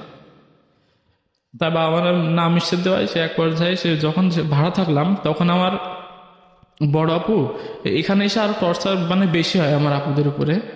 তখন আর বড় আপু আমার মানে চৌগাছা ভাড়া থাকার 3 থেকে 4 মাস পরে তো এই আমার আম্মু নিয়ে যাবে, আর বড় আপুরে নিয়ে যাবে এটা আমরা আমার মেজাপুর সাথেও জানাই না, আমাদের সাথে আমি কাউকে জানাই না। যদি আমরা কানাঘাছি করে আমার আব্বু যদি টের পায় তো আমার খুব মারধর করবে। তো নিয়ে যাওয়ার পরে যেদিন যাবে আমার আপু সেদিন বই খাতাগুলো একটা প্যাকেটে ভরছে। তা আমি বলছি প্যাকেটে ভরছো, এগুলো পড়বা না? তা বলছে এগুলো তো এখন ক্লাস শেষ, এখন পড়া লাগবে না, এগুলো তুলে রাখতে হবে। আসলে বইগুলো খাতাগুলো সে নিয়ে যাবে এই জন্য ভরছে। এখন যেদিন যাবে সেদিন আমাকে মানে আমার মানে সারাদিনে আমার প্রায় কোলে কোলে নিয়ে বেড়াইছে ওই দিনটা। কিন্তু আমি সন্ধ্যায় যখন সন্ধ্যা হয় তখন আমার আপু কি করলো, এই যে 5 টাকার 2টা কয়েল দিল আমাকে, দিয়ে বললো তুমি মিষ্টি খেও, আমি একটু আসতেছি। ওকে। এই যে বই খাতাগুলো জানলার পাশে রাখছে, আমি আর দেখি নাই। তখন যে বাসা ভাড়াতাম গেট ছিল, ওই যে লোয়ার গেট পাঁচিল পার হয়ে উপরে উঠে তো ওই আপনার ওই জানলাতে হয়তো বইগুলো নিছে, বইগুলো নেওয়ার আমি দেখি নাই। তখন এই যে গেট দিয়ে বেরোলে হয়তো ওই সামনে থেকেও দেখবে সন্ধ্যা দিকে যে কই যাচ্ছে, এই জন্য মনে হয় পাঁচিল টপকায় গেছে। পাঁচিলের পাশে একটা জামরুল গাছ ছিল, প্রায় প্রায় উঠতে আমি গেছি, ওই জন্যই উঠছে। তো এবার ওই বই খাতাগুলো নিয়ে সে চলে গেছে। ওই দিন সন্ধ্যায় মানে রাত 8টা বেজে গেছে, তাও আপু আসে নাই। সন্ধ্যা টাউনের এলাকা, বেশি মেয়ে মানুষ তো বেশি রাত পর্যন্ত বাইরে থাকলে আবার এগুলো ভয় লাগে। তো মেজাবু জানে না যে বিষয়টা কি হয়েছে। তো না জানার পরে ওই আমার বড় আপু একসময় চলে গেল। তো এই যেদিন চলে গেল সেদিন আমি মানে না পেয়ে মায়ের মধ্যে খোঁজ করতাম, কিন্তু আর বড় আপু সবসময় আদর করতো, তো এই জন্য মার তখন তো বুঝতে পারতাম না, মা মাঝে মাঝে দেখতে আসতো। এরপরে বড় আপু চলে যাওয়ার পরে আমি যখন রাত্রে ঘুমানো যায় তখন বড় আপু নাই, 3জন একসাথে ঘুমাতাম। আর আমার আব্বু থাকতো অন্য রুমে, 3টা রুম নেওয়া ছিল সেখানে, একটা রুম খালি থাকতো, আর একটা রুমে আমরা 3জন ঘুমাতাম, আর একটা রুমে আমার আব্বু। তখন এই বড় আপু সেদিন নাই। এখন আমার মেজাপু আমার ধরে কান্নাকাটি করছে। তখন এই আমার বড় আপু চলে যাওয়ার পরে সংসারটা চাপ আসে আমার মেজাপুর উপরে। মির্জাপুর উপরে আসলো। তো এই আমার আব্বু যখন বাসায় আসতো তখন রাত 9টা, 10টা, 10:30, 11টা বাজতো। তখন যখন আসে তখন লাকি বলে ডাক দেয়, গিয়ে লাকি বলে ডাক দিলে তখন গেটের সামনে ওই মানে তখন কলিং বেল ছিল না, এমনি গেটের ভিতর থেকে লক করে দেওয়া হতো। তো এই গেটে শব্দ করলে আমার আপু মেজাপু গিয়ে গেটটা খুলে দেয়। খুলে দেওয়ার পরে তো ওই আমার বড় করে খোঁজ করে যে লাকি কোথায়। এখন এই খাবার খাবার খাইতে হবে। এখন এই আমার মির্জাপু কান্না করে বলছে যে আমি তো ভিতরে বসে আছি। মির্জাপু কান্না করে বলছে বড়পুর মানে সন্ধ্যায় গেছে আর মানে পাচ্ছে না, মানে আসেনি বুঝে। আর আব্বু বুঝতে পারছে নিশ্চয় হয়তো চলে গেছে আমার আম্মুর কাছে। দিয়ে যখন এই মেজাপুর কথা বলছে যে আসবে না, আসেনি, তখন আমি এই কথাটা শুনে আমি হাওয়া করে কান্না করছি। কান্না করার পরে আর মেজাপুর কি করছে, ওই পাশে একটা লাঠি ছিল, লাঠি না মেজাপুর খুব মারধর করছে যে সে কই গেছে বলতে পারিস না, তোদের কে আছে, বাসায় কেন থাকিস, সব বেরিয়ে যা, আমি একা থাকবো বাসায়। তো একবার শোনার পরে আমার মির্জাপুরে খুব মারধর করলো। মারধর করার পরে আমার মির্জাপু মানে কোনো রকম হাঁটতে হাঁটতে চলে আসলো ওই আপনার রুমে। আর আমার আব্বু নিজের মতো নিজে খেয়ে ওইভাবে শুয়ে পড়লো। আর আমরা ওই দিন না খেয়ে শুয়েছিলাম, আমার মির্জাপু কাঁদতে কাঁদতে খাইনি, আর আমিও খাইনি।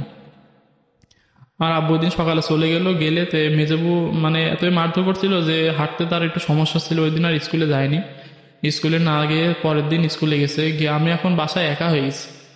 এখন আমি যে আমার স্কুলে একটু দূর হয়ে গেছে ওই গ্রাম থেকে চলে আসার পরে। দূরে গেলে আমি ওই সাইকেল চালিয়ে স্কুলে যেতাম। স্কুলে গেলে তো ওই সাইকেল চালিয়ে যখন স্কুলে যেতাম তখন মানে ক্লাস থ্রিতে উঠছি। গেলাম, মেজাবু ওই আসতো ওই 1:30টার সময় স্কুল থেকে ফিরতো। তখন 1:30টার সময় এসে এখন রান্না বান্না করতো ওই টাইমে। এখন আমার স্কুল থেকে এসে খিদা লেগে যেত। আর খিদা লেগে গেলে এখন এই মাঝে মধ্যে সাইকেল নিয়ে ওই স্কুল থেকে ডাইরেক্ট আমি আব্বুর কাছে চলে যেতাম। গিয়ে কিছু টাকা পয়সা চাইলেও মাঝে মধ্যে দিত, মাঝে মধ্যে দিত না। দিয়ে এবার ওই খাবারও সমস্যা হয়ে গেল। খাবার মানে ঠিক টাইমে তো আর খাবার পাচ্ছে না। এখন খাবার না সমস্যা হয়ে যাওয়ার কারণে একবার আমার মেজাবুরে বলে তোমার আর স্কুলে পড়া লাগবে না, তুমি বাসায় এখন থাকো। তো এই কথা শুনে তো আমার মেজাবু খুব কান্নাকাটি করে যে আমি এখন বাসা থেকে তখন আমি পড়াশোনা করবো না, এখন বাসায় কাজ কাম কীভাবে কী করবো। এভাবে চলতে থাকার পরে তারপরে তখন এই আমার আব্বু এক সময় বললো যে মেজবোন রেখে মানে আমার মেজবোন কি পড়াশোনা করাবে না, বাসায় রাখবে আর কি। কোন ক্লাসে থাকা অবস্থা এটা মানে আমার বোন তখন নিউটেনে। আচ্ছা। আর বড় বোন তো চলে গেছে? হ্যাঁ, বড় বোন চলে গেছে। বড় বোন যেদিন গেছে সেদিনও খুব হৃদয় বিদারক ঘটনা। সেদিন কি আপনি জানতেন না যে চলে যাচ্ছে? না চলে যাচ্ছে এটা আমি জানতাম না। সেদিন মানে তখন আছে, সেদিন সে একটা কথা বলছিল, ভাইয়া ভালোভাবে পড়াশোনা করো। কথাটা এখনো মনে পড়ে। বলছে ভালোভাবে পড়াশোনা করো, আর মেজাবু থাকছে, মেজাবুর কাছে পড়াশোনা যা করো তা অ্যান্সার দিও। এভাবে মেজাবুনকে বলছে। মানে মেজাবুন তখন পাশে ছিল না। মেজাবুন তো এভাবে বললে সে বুঝে যাবে যে হয়তো সে চলে যাবে কিংবা কিছু করবে। তখন মেজাবুনে খুব কান্নাকাটি করে যখন বড় বোন চলে যায়, কারণ বড় বোনটাই ছিল আমাদের একমাত্র গার্জিয়ান মতো বলা যেতে পারে। তো হ্যাঁ, আপনাদেরকে মেজো বোনকে লেখাপড়া করা বন্ধ করে দিতে বললো। তারপর মেজাবুনদের পড়াশোনা বন্ধ করে, তখন মেজাবু বললো যে না পড়াশোনা বন্ধ করবো না। এইভাবে তরবতরি করে একবার যা মেজাবুনের মারধর করা শুরু করলো। মারধর করার পরও তারপর মেজাবু স্কুলে যায়, শোনে না, তারপরে স্কুলে যাই। কোনো এরপরে বড় বোন চলে যাওয়ার পরে কোনো দিন আমি ভাত নিয়ে যেতাম না। আমার আব্বু হোটেলেও খেয়ে নিত, যে রান্না হচ্ছে না বাসায়, হোটেলে যাবার আমরা খেতাম। বড় মেজবু যখন স্কুল থেকে আসতো তখন খাইতে তো 4টে 4:30 বেজে যেত, যে ওই টাইমে স্কুলে আসবে, রান্না বান্না করবে, তারপরে যে খাবো। ওই যেহেতু সে বাজারে খেত না, বাসার রান্না করা খেত না, তবে বাজার ঘাটও তেমনটা করতো না। তো না করার পরে ওই এক পর্যায়ে কি হলো, ওইভাবে চলতে থাকলো। এখন আমার মেজের মুড়ে খাবার মানে কাপড় চোপড় দিত না, সে তো মেয়ে মানুষ, সে কাপড় চোপড় দিত না, তারপরে বিভিন্ন রকমের টর্চার এগুলো। তারপরে আমার মা এক সময় মানে মেজে মুন্ডু নিয়ে চলে যাবে, এরকম একটা কথাবার্তা। এর মধ্যে বড় বোন গিয়ে আবার বড় বোনরে আবার ওখানে কলেজে ভর্তি করাইছে, করে আবার একটা ক্লিনিকে চাকরি দিছে। ক্লিনিকে চাকরি দেওয়ার সে 3500 টাকা বেতন পায় তখন, ওই ক্লিনিকে যে চাকরি দিছে। তখন আমার নানাদেরও যে অবস্থা তেমনটা ভালো তা নাই। এখন ওই চাকরি দিছে, চাকরিতে আমার এই ছোট বোনটা তখন হাঁটতে পারে, স্কুলে দেয় না, হাঁটতে পারে। আর ওই বড় বোনটা চাকরি করতেছে, আর মা তখন কাজ কাম করে, মানে নানাদেরই মানে আবাদ একটু ছিল, ওইটু কাজ কাম করে। কাজ কাম করলে তো ওই বড় বোন কলেজে পড়ছে আর ওইখানে চাকরি করছে। এখন মেজেপুরে একটা মানে ওইভাবে টর্চার হচ্ছে বলে মেজে বোন করে নিয়ে যাবে, এরকম একটা মানে বলা কথা চলছে। আমি এটা পরে বুঝতে পারছি যে মেজেবুন যেদিন চলে যাবে, আমার মেজেবুন এখান থেকে এসএসসি পরীক্ষায় দেয়। এসএসসি পরীক্ষা দেওয়ার পরে যেদিন মেজেবুরে নিয়ে যাবে, সে মেজেবুসে একই কাজ করলো, যে আমাকে ওই দিন রেখে ওই আমাদের সাথে আবার ভাড়া দেখতে আন্টির কাছে রেখে তো চলে গেল। তো আমি সেদিন মেজেবু আমাকে কিছু বলে নাই, ওইভাবেই চলে গেছে, বই খাতা নিয়ে চুরি করে ওইভাবে চলে গেছে। যার পর এখন তো আমি একা হয়ে গেছি, এখন আমার পড়াশুনো করার কোনো লোক নাই। তারপরে আমি যে কি খাবো কি করব সেই ইয়েটাও নাই। কি করতাম, এক পর্যায়ে আমি ওই যে তখন এই যে বন্ধু বান্ধবের সাথে যে খেলাধুলো করতাম তাদের সাথে মিশতে পারতাম না। তাদের বাসায় যে ডাকতে যেতাম খেলাধুলো করার জন্য, তার মারা বকতো যে আমি একটা খারাপ ছেলে, খারাপ মানুষের ছেলে, এই জন্য আমাকে মিশতে দিত না তাদের সাথে। এখন আমি খুব একা হয়ে যেতাম, বাজারে যে আব্বুর সাথে বসবো সময় কাটাবো, সেই সময় মানে সেই তাও হতো না, তার দোকানের সাথে থাকতে দিত না, মানে সামনে পরে রাখতে দিত না, এরকম অবস্থা। তো মেজেবু চলে যাওয়ার পরে আমি খুব একা হয়ে যাই। এখন আমার খাওয়া দাওয়ারও খুব সমস্যা। তখন আমার মাঝে মধ্যে দেখতে মানে মেজেবোন যেদিন চলে গেল, ফার্স্ট টাইমে আমার মা আর আমার মেজেবোন, আমার বড় বোন আমাকে দেখতে আসে। দেখতে আসলে আমার তখন একটা জিদ হয়ে যায় যে আমাকে সবাই ছেড়ে চলে গেল, তারা কি জন্য আমাকে দেখতে আসে। প্রথম ওই দিন যেদিন দেখতে, সেদিন আমার কাকি যে ভাড়া থাকতো, কাকিদের রুমে বসে আমি টিভি দেখছিলাম। তখন সাদা কালো টিভি ছিল, ওই টিভি দেখছিলাম, দেখে তারা আসছে, এসে একজনের খবর পাঠাচ্ছে। তো আমি যাচ্ছি না গিয়ে সাইকেল নিয়ে আমি চলে গেছি অন্যদিকে। তো সেদিন তারা চলে যায়, আমি রাগ করে তাদের সামনে যাইনি, যেহেতু তারা আমার মানে একটা মানে মনে রাখছিল যে তারা আমার চলে গেছে। আমি আবার কি করতাম, মানে একা থাকতে পারতাম না বলে রাতে মানে অন্ধকার হলে আমার খুব ভয় করতো। মানে আমি এখনো পর্যন্ত আমি থাকতে পারি না রাতে অন্ধকারে। তো সেই সময় চলে যাওয়ার পরে আমি মানে আমার উপরে মানে একটা মানসিক একটা মানে চাপ সৃষ্টি হয়ে যায়। মানসিক চাপ সৃষ্টি হয়ে যায় বলে আমি একা কি করবো কি মানে কিছু বুঝতে পারতাম না। না আছে খাওয়ার সময়, না আছে পড়াশোনার একটা সময়। একটা ওইটুক বয়সে যদি একজন কাছে না থাকে গার্জিয়ান হিসাবে, তো একটা বাচ্চার পড়াশোনা বা কি হয়, তার খাওয়া, তার মানে শারীরিক অবস্থার দিক দিয়ে কি কেমন লাগে। তো আমি ওইভাবে চলতে থাকার পরে আমার আব্বু তখন কি করতো, তো আমি যখন রান্না বানাতে হতো না, তখন 3 বেলা মানে হোটেলে খাওয়া শুরু করলাম। একবার যে হোটেলে খাওয়া শুরু করলাম, তো হোটেলে খাবার খেতে ভালো। এর মধ্যে আমার মারা দেখতে আসতো, এর মধ্যে খাবার খেতাম, মারা নিয়ে আসলে খাবার খেতাম। কিন্তু ওই যে মেজে বোনটা চলে যাওয়ার পর থেকে আমি আর ওদের সাথে মানে কোনো মিলামেশা করতে চাইতাম না। মানে মনে খুব কষ্ট লাগতো যে আমাকে একা ফিরে সবাই চলে গেল কি জন্য। এক পর্যায়ে এভাবে যাওয়ার পরে আমার মা প্রথম যেদিন আমার মেজবু চলে যাওয়ার পরে আমার দেখতে আসবে, সেদিন আমি এক জায়গায় যাওয়ার পরে সেখান থেকে আমার খবর পাঠাইছে যে তোমার নানা তোমাকে যাইতে বলছে। কোথায়? তার বাসায়। কিভাবে যাবো আমি, আমার তো শুনলে আমার তো খুব মারধর করবে। এখন আমি গেছি, যাওয়ার পরে ওই দিন বাসায় মানে খুব বিরাট একটা মানে আওয়াজ সৃষ্টি করে আমার আব্বু। ওই গ্রামের মানুষজন ধরে যে আমার 3টা মেয়ে নিয়ে গেছে, আমি কিছু বলি না, ছেলেটারে নিয়ে গেল, তাহলে আমি এখন কিভাবে থাকবো। এটা মানে আপনার আগের মানে ওনার আগের হাজবেন্ড মানে আপনার মাকে নিয়ে ধরনের কথা বলছে? হ্যাঁ। ওকে। এখন আমি কিভাবে থাকবো, এখন সে কিভাবে থাকবে? সে তো মনে করেন আমরা সব ওর কাছে চলে গেলে সে খুশি, কিন্তু এটা তো লোকের বোঝাতে হবে সে কিভাবে থাকবে। এখন আমার নানারা তো আমার আবার খুবই ভালোবাসতেন, যে 3টা মেয়ের পরে একটা ছেলে, মানে আমারে খুব আদর যত্ন করতেন। তখন আমার চলে আসে, তো ওই তারিখে আমার নিয়ে যাওয়া হয় ওখান থেকে লোকজন ধরে, তো লোকজনের ইয়েতে নিয়ে যাওয়া হয় যে ছেলেটা তার কাছে থাক। তো এক পর্যায়ে যখন আমি এভাবে 5 পাস করি, ওই 5 পাস করি, কিন্তু আবার আমার ওই যে বিরাক স্কুল থেকে, আমি সরকারি স্কুল থেকে, ওখান থেকে আমার নিয়ে চলে আসা হয়, বিরাক স্কুল থেকে আমার আবার দেওয়া হয়। বিরাকে রাখলো কিভাবে, ওই বাড়তি হিসাবে একজন রাখলো, যে অফিসার আসলে আমার আবার লুকায় থাকতে হতো, অফিসাররা যখন আসবে তখন আমাকে লুকায় রাখতো। ওই ম্যাডাম তো তখন ওই আমার আম্মু বলে যাওয়ার পরে ওই দিন পর থেকে ম্যাডাম আমারও খুব ভালোবাসা শুরু করলো। ওই স্কুল থেকে সে মানে হাতে কলমে, মানে তখন আমার মানে পড়াশোনা খুব ভালো ছিলাম বলে তখন আমার বৃত্তি পরীক্ষা হতো। ক্লাস 5-এ 3 রকমের বৃত্তি, সাধারণ বৃত্তি, ট্যালেন্ট পুল বৃত্তি আর আপনার গোল্ডেন বৃত্তি ছিল। তো আমি ওই ট্যালেন্ট পুল বৃত্তিতে আমি বই কিনে ওই বিরাট থেকে আমি পরীক্ষা দিয়ে আপনার ক্লাস 5-এ যখন ওই সমাপনী পরীক্ষা হবে, তখন এই চৌগাছা সাদত পাইলট নামে একটা স্কুল আছে, ওই স্কুলে আমাদের পরীক্ষা হবে। একটু আগের ঘটনা আমি গেছি, জি। যে তখন যখন আমি ক্লাস 5-এ পড়বো, তখন কিন্তু আমার মেজো বোন আমার কাছে ছিল, আর কেউ ছিল না, বড় বোন তখন নাই। ওই যখন আমি পরীক্ষা দিব, আমাদের সকাল বিকাল 2টা পরীক্ষা ছিল, 7টা সাবজেক্ট ছিল, সেখানে আমাদের সকালে একটা বিকালে একটা পরীক্ষা হতো। তো এই দুপুরে আপনার ওই খাবারের ওই টাইমে, দুপুরে খাবার টাইমও স্কুলে হতো, পরীক্ষাটা দিয়ে লাঞ্চের টাইম ছিল 1 ঘন্টা, ওই লাঞ্চ টাইমের মধ্যে সব খেয়ে নিত। এখন ওই স্কুলে তো সব মানে যশোর জেলার মধ্যে অনেক মানে উন্নত স্কুলে ছেলেপিলেরাও সব একসাথে পরীক্ষা দিচ্ছে।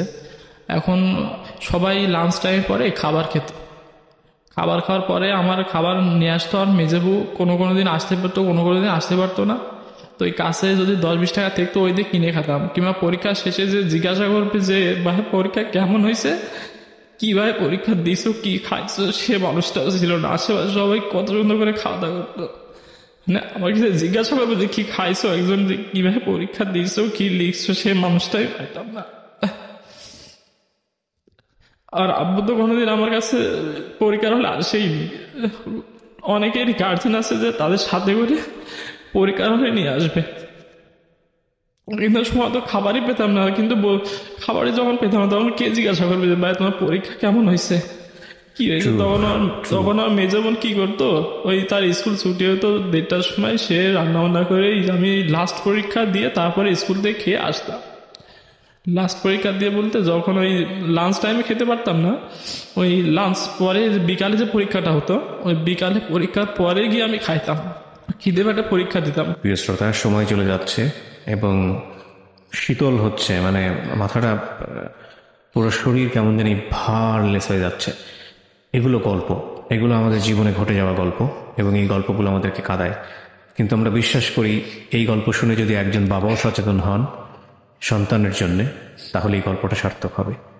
কারণ সন্তান একটা উপহার, আল্লাহর একটা উপহার, এবং এই উপহারটাকে ঠিকমতো লালন পালন করতে না পারলে ওদেরকে দুনিয়াতে নিয়ে এসে কষ্ট দেওয়ার কোনো মানে নেই। আমি বহুবার এই কথাটা বলেছি আপনাদেরকে। আমি কথা না বাড়িয়ে হানিফার কাছে আবারও ফিরছি। হানিফা, জি বলুন। তারপরে লাস্ট পরীক্ষার সময় যখন খেতাম, তখন খুব ভালোই লাগতো। তখন কি করতাম, তখন এই সাইকেল চালায় আর পরীক্ষা দিতে যেতাম না। ওখানে ওই আমার ওই ভাড়া যে বাসা থাকতাম, বাসাতে কাছে স্কুল ছিল। স্কুল থাকার পরে মেজো বোন আর আমি তখন খাওয়া দাওয়া করে তখন একসাথে ফিরতাম। এই মুহূর্তে মেজো বোন তো চলে যায়, পরে আমি একা হয়ে যাই। এবার ক্লাস 6-এ যখন উঠি, ক্লাস 6-এ ওঠার পরে ওই যে স্কুলে পরীক্ষা দিলাম, ওই স্কুলে আমার 6-এ ভর্তি করা হয়। চৌগাছার সবচাইতে ভালো স্কুল ওটা, চৌগাছা সাদত পাইলট মাধ্যমিক বিদ্যালয়।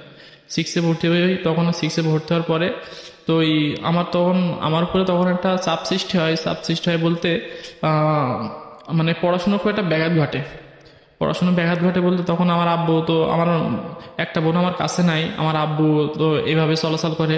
তো আমি কি করলাম, এক পর্যায়ে আমার আম্মুরে খবর পাঠালাম, আমার তো সবাইকে তো, আমার বোনেরা তো ওখানে চলে গেছে, তো আমার এখানে থাকতে খুব সমস্যা আছে, আমাদেরকে নিয়ে যাও না ওখানে।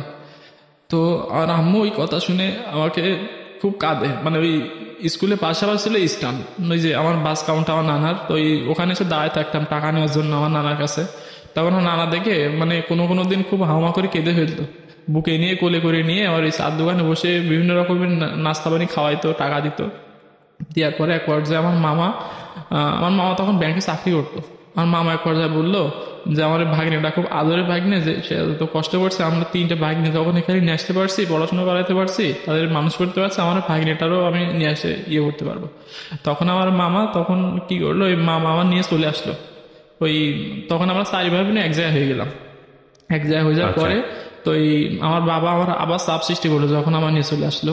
তখন চাপ সৃষ্টি করার পরে তো এই আমার যে কমিশনার যে কাকা ছিল, ওনারা আবার খুব ভয় পাইতো, বলছে তুই আর একটা কথা বলবি তো তোর এই গ্রাম থেকে তাড়িয়ে দেবো। হ্যাঁ, তুই যে এই 4টে বাচ্চা সহ এইরকম অবস্থা করে বেড়াচ্ছিস, সেই বাচ্চাগুলো অবস্থা কি হবে? নানাদের তো পরিবেশ মোটামুটি ভালো, তারা মানুষ করতে পারবে, কিন্তু তুই কি করতে পারবি বাচ্চাটারে নিয়ে? এখন এক পর্যায়ে ওইভাবে থাকলো যে আমরা যে 4 ভাই বোন চলে গেছি, তা আমার বাবার মনে কিন্তু কোনো কষ্ট নাই, তারা আর ভালো হয়েছে, সে এখন একা হয়ে গেছে। এভাবে থাকলে তখন নানাদের পরিবেশটা যে পরিবেশ ভালো, কিন্তু যে তাদের অবস্থাটা ততটা ভালো উন্নতি তা নয়, কিন্তু তারা খুব মায়া মায়া মমতাশীল ছিল, যে আমরা এই যে এতিম হয়ে গেছি এখন। এখন আমাদের 4টে ভাই বোন, বড় বোনটারে তখন ওই ক্লিনিকে চাকরির বছরখানিক পরে তার বিয়ে হয়ে যায়। বিয়ে হয়ে যায় বলতে আমার সে বোনাই বা আছে মানে বিদেশ থেকে আসে, তার আমার বড় বোনের বিয়ের সম্বন্ধ আসে, তখন বিয়ে হয়ে যায়, তখন বড় বোনটা চলে যায়, তখন সংসার একটু অভাবের মধ্যে চলে আসে। তখন আমার বড় বোন কি করতো, মাঝে মধ্যে আমার মায়ের আবার কিছু টাকা পয়সা দিত। আর বোনাইটা আবার খুব ভালো লোক ছিলেন, উনি আবার কিছু টাকা পয়সা দিত, যেহেতু এখন মেজো বোনটা পড়াশোনা করছে, ছোট বোনটাও তখন ক্লাস অনেক ভর্তি করায় আর কি, কিংবা তার এই স্কুলে দেবে এরকম একটা ভাব। তখন আমি ক্লাস 6-এ পড়ি, তখন যখন আমি আসি স্কুলে, যখন আসি তখন আমার এই স্কুলে আমাকে মানে যে হাই স্কুলে মাদের এখানে ভর্তি করবে, ওই হাই স্কুলে আমাকে নিচ্ছিল না বলতে আমার এই মানে পরিবারের ব্যাকগ্রাউন্ড ভেবে নিচ্ছিল না, যে হেড টিচার। তো ওখানে যে অ্যাডিশনাল যে টিচারটা ছিলেন তার নাম লিয়াকত আলী স্যারকে আমি এখনো খুব মিস করি। আমার পাশেই বাসা আর কি, সে এখন রিটায়ার্ড হয়ে গেছে। সে নিজে হাতে আমার দায়িত্ব নিয়ে আমার স্কুলে ভর্তি করায়। ওই স্যারটা আমাকে পুরো বাবার মতো মানুষ করে। স্কুল হলেও তো একটা টিচারের মতো, কিন্তু না, সে আমাকে খুব মানে একটা বাবার স্নেহ দিয়ে স্কুলে আমাকে ভর্তি করায়, এবং তার ওই ভর্তি করায় আমি তার মানে একেবারে তার কাছের লোক হয়ে যায় একটা। সেই স্কুল ছাড়াও আমাকে খোঁজ নিত যে কি পড়াশোনা কেমন চলছে, কি বৃত্তান্ত, খুবই তাকে আমি এখনো ভুলি নাই। এরকম জীবনে মানে কিছু কিছু মানুষ পেয়েছি, তাদের কথা আমি এখনো খুব ভাবি, যে ওই স্কুলে পড়লাম। ওইভাবে পড়তে তো ওই স্কুল থেকে আমি ম্যাট্রিক পরীক্ষা দিয়েছি। আমাদের স্কুলের নাম ছিল মুক্তিনগর শহীদ সরণি মাধ্যমিক বিদ্যালয়। তো এই স্কুল থেকে আমি এসএসসি পরীক্ষা দিয়েছি 2014 সালে। 2014 সালে আমি এসএসসি পরীক্ষা দিয়েছি। তো এর মধ্যে আমার মেজো বোন কলেজে পড়ছিল। কলেজে পড়তে আমার মেজো বোন আমার দেখতে খুব সুন্দর ছিল। সুন্দর থাকলে আমার মেজো বোন আবার বিয়ে হয়ে যায়। বিয়ে হওয়ার পরে তো আমরা এখন 2 ভাই বোন আছি। তো ওইভাবে আমরা 2 বোন পার হয়ে যাই। আমরা আসি আমি আর আমার ছোট বোন। এর মধ্যে আবার কি হতো, ওই নানীদের যে ঘরটা আগে ছিল, ঘরটা খুব ছোট ছিল বলতে চলাচলা খুব কষ্ট হতো। যে ছোট ছিল, আমরা 13 জন তখন আমার নানীদের বাসার সদস্য। 13 জন সদস্য বলতে আমার ছোট খালা ছিল। ছোট খালা বিয়ে দিয়েছিল আমার আব্বু শয়তানি করে একটা মানে অন্য হাতে তুলে দিছিল। দেওয়ার পরে তো ওই 2টা বাচ্চা হয়। তারপরে আমার খালু চলে যায় বিদেশে, আর খালাদের খোঁজ নেয় না। 2টা বাচ্চা সহ খালা থাকে, প্লাস আমরা তখন 5 জন ছিলাম। তখন যখন আমার বোনেদের বিয়ে হয়নি, 5 জন, আমার নানি, নানা আর মামা আর বুড়ো মা ছিল। আমি যেদিন চলে আসি এখানে আমার নানিদের এখানে, তখন তার কয়েক মাস পরে আমার মামা আমার বিয়ে করার পরে তো ওই মামা তো খরচপাতি দিত। তো এই মামি যখন আসলো, তখন এই মামি কয়েক মাস ভালোই ছিল, কিন্তু তারপরে আমাদের খরচপাতি দিত না। কিন্তু পরে আবার কি করতাম, আমার এই নানিদের যে ঘরটা ছোট ছিল, আমার মারা তখন ভাড়া থাকতো চৌগাছা। ওই চৌগাছাতে আমার ভাড়া থাকতো, ছোট ঘর তো, আমার এখানে তো সবাই থাকা যাবে না। তখন মা কি করলো, যে হসপিটালে চাকরি নিল। আমার মা 3000 টাকা বেতন পায়, আমার বড় তখন পাই 3500 টাকা। এই 6500 টাকা চাকরি করে, এবং ওই চৌগাছায় ভাড়া থাকে। 1000 টাকা একটা রুম নিয়ে ভাড়া থাকে। তো এই ভাড়া থাকা অবস্থায় তো মারা তখন এই মামি যখন আসলো, তখন তো জায়গা আরো মানে শর্ট হয়ে গেল। তো শর্ট হওয়ার পরে তো আমার এক বন্ধু ছিল, তার নাম বাবু। মানে আমার জীবনে তার সাথে খুব মেলামেশা করছি। ওর সাথে আমি খুব মানে পুরো সময়টা মানে বাকি যে সময়টা কাটাচ্ছি আমি স্কুল তারপরে প্রাইভেট কোচিং এগুলো বাদে বাকি সময়টা আমি ওর সাথে কাটাতাম, রাতেও ওর সাথে ঘুমাতাম। কিন্তু ওর মা কি করতো যে আমাকে মানে ওর সাথে মিশতে দিত না। এখানেও নানা বাড়ি সবাই একই অবস্থা, মানে কোনো বন্ধু বান্ধবের সাথে ভালোভাবে মিশতে পারতাম না। সবাই জানি কেমন একটা ইয়ে করতো। আমার নানিদের আবার সবাই বলতো যে এই মানে ওর বাবা ভালো না, ও ভালো হবে না, ওরে অন্য কাজে দিয়ে দাও, পড়াশোনা করাবা না। তো আমার নানা সবাইকে আবার ধমক দিত। তো এই বলছো আমার নাত ছেলে আমার নাতনা কিভাবে মানুষ হবে সে আমাদের দায়িত্ব, পাড়া কারো কথা শুনে তো আমরা এদেরকে ইয়ে করবো না। আমার নানা নানি আমার জীবনটা আমার নানা নানি আছে বিধায় হয়তো একটু পড়াশোনা করতে পারছে, আমার বোনের এখন ভালো অবস্থা আছে, ভালো পরিবেশে আছে, আমরাও আছি তাদের সহযোগিতা আর কি। এখন এভাবে চলতে থাকলো। একদিন রাতে মানে চৌরাস্তা থেকে যখন আমার মামা সবার প্রতি সপ্তাহে বাড়ি আসে, শুক্র শনিবার ছুটি থাকতো ব্যাংক, বাসায় আসলে তো আমার আপুরা আসতো, মারাও আসতো। তো কি করতো ওই সবারই এক বাসায় ধরতো না, তখন আমার ওই বাবু, ওই যে বন্ধুটা ছিল নাম বাবু, ওর বাসায় আমরা মাঝে মাঝে ঘুমোতাম।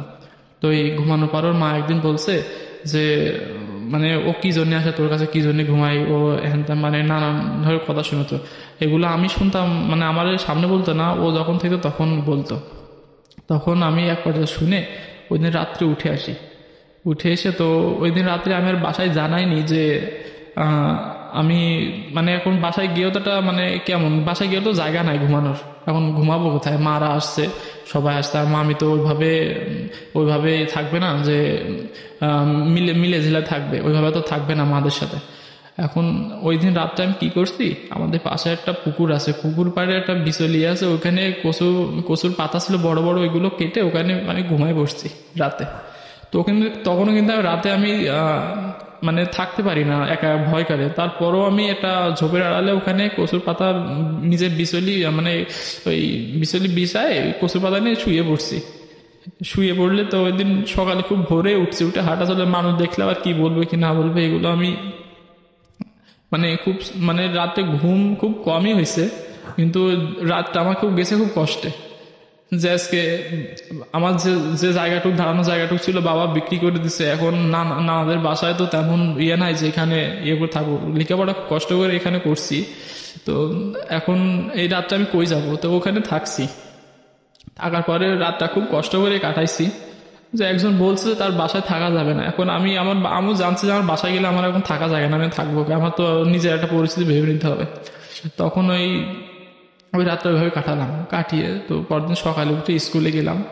স্কুলে যাওয়ার পরে বসে আছি এবার এক সময় গিয়ে এই টিফিন দিত আবার তখন হাই স্কুলে, তো এই টিফিনে বাসায় না গিয়ে আমি বসে আছি মানে স্কুলে মাঠে। তো আমার ওই স্যার আমাকে ডেকে সে খাবার এনতো, মাঝে মধ্যে আমার ওই স্যার কি করতো ওই টিফিনে আমরা স্যারে খাবারও খাওয়াইতো।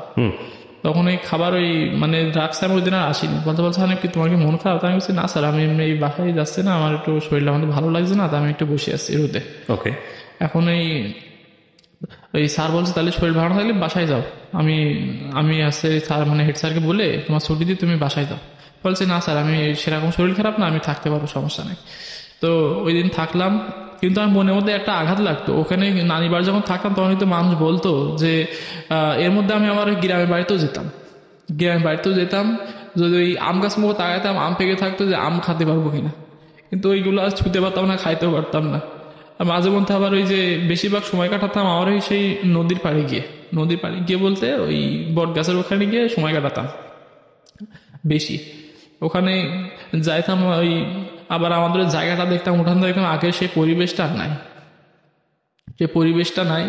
এখন ওইভাবে চলতে থাকার পরে নানাদের এখানে বিভিন্ন রকমের মানুষ কথা শোনাইতো, আমার মারা আবার আমি তখন নানিদের বাসায় থাকতাম, আর আমার 3টা বোন আর আমার ওই মা থাকতো তখন ওই চৌগাছায় ভাড়া থাকতো ওরা।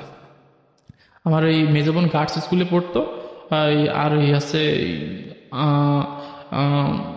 বড় বউ তখন বিয়ে আছে, তখন ওখানে থাকে, বিয়ের সাথে হয় পরে, এটা বিয়ের আগে ঘটনা বলছি।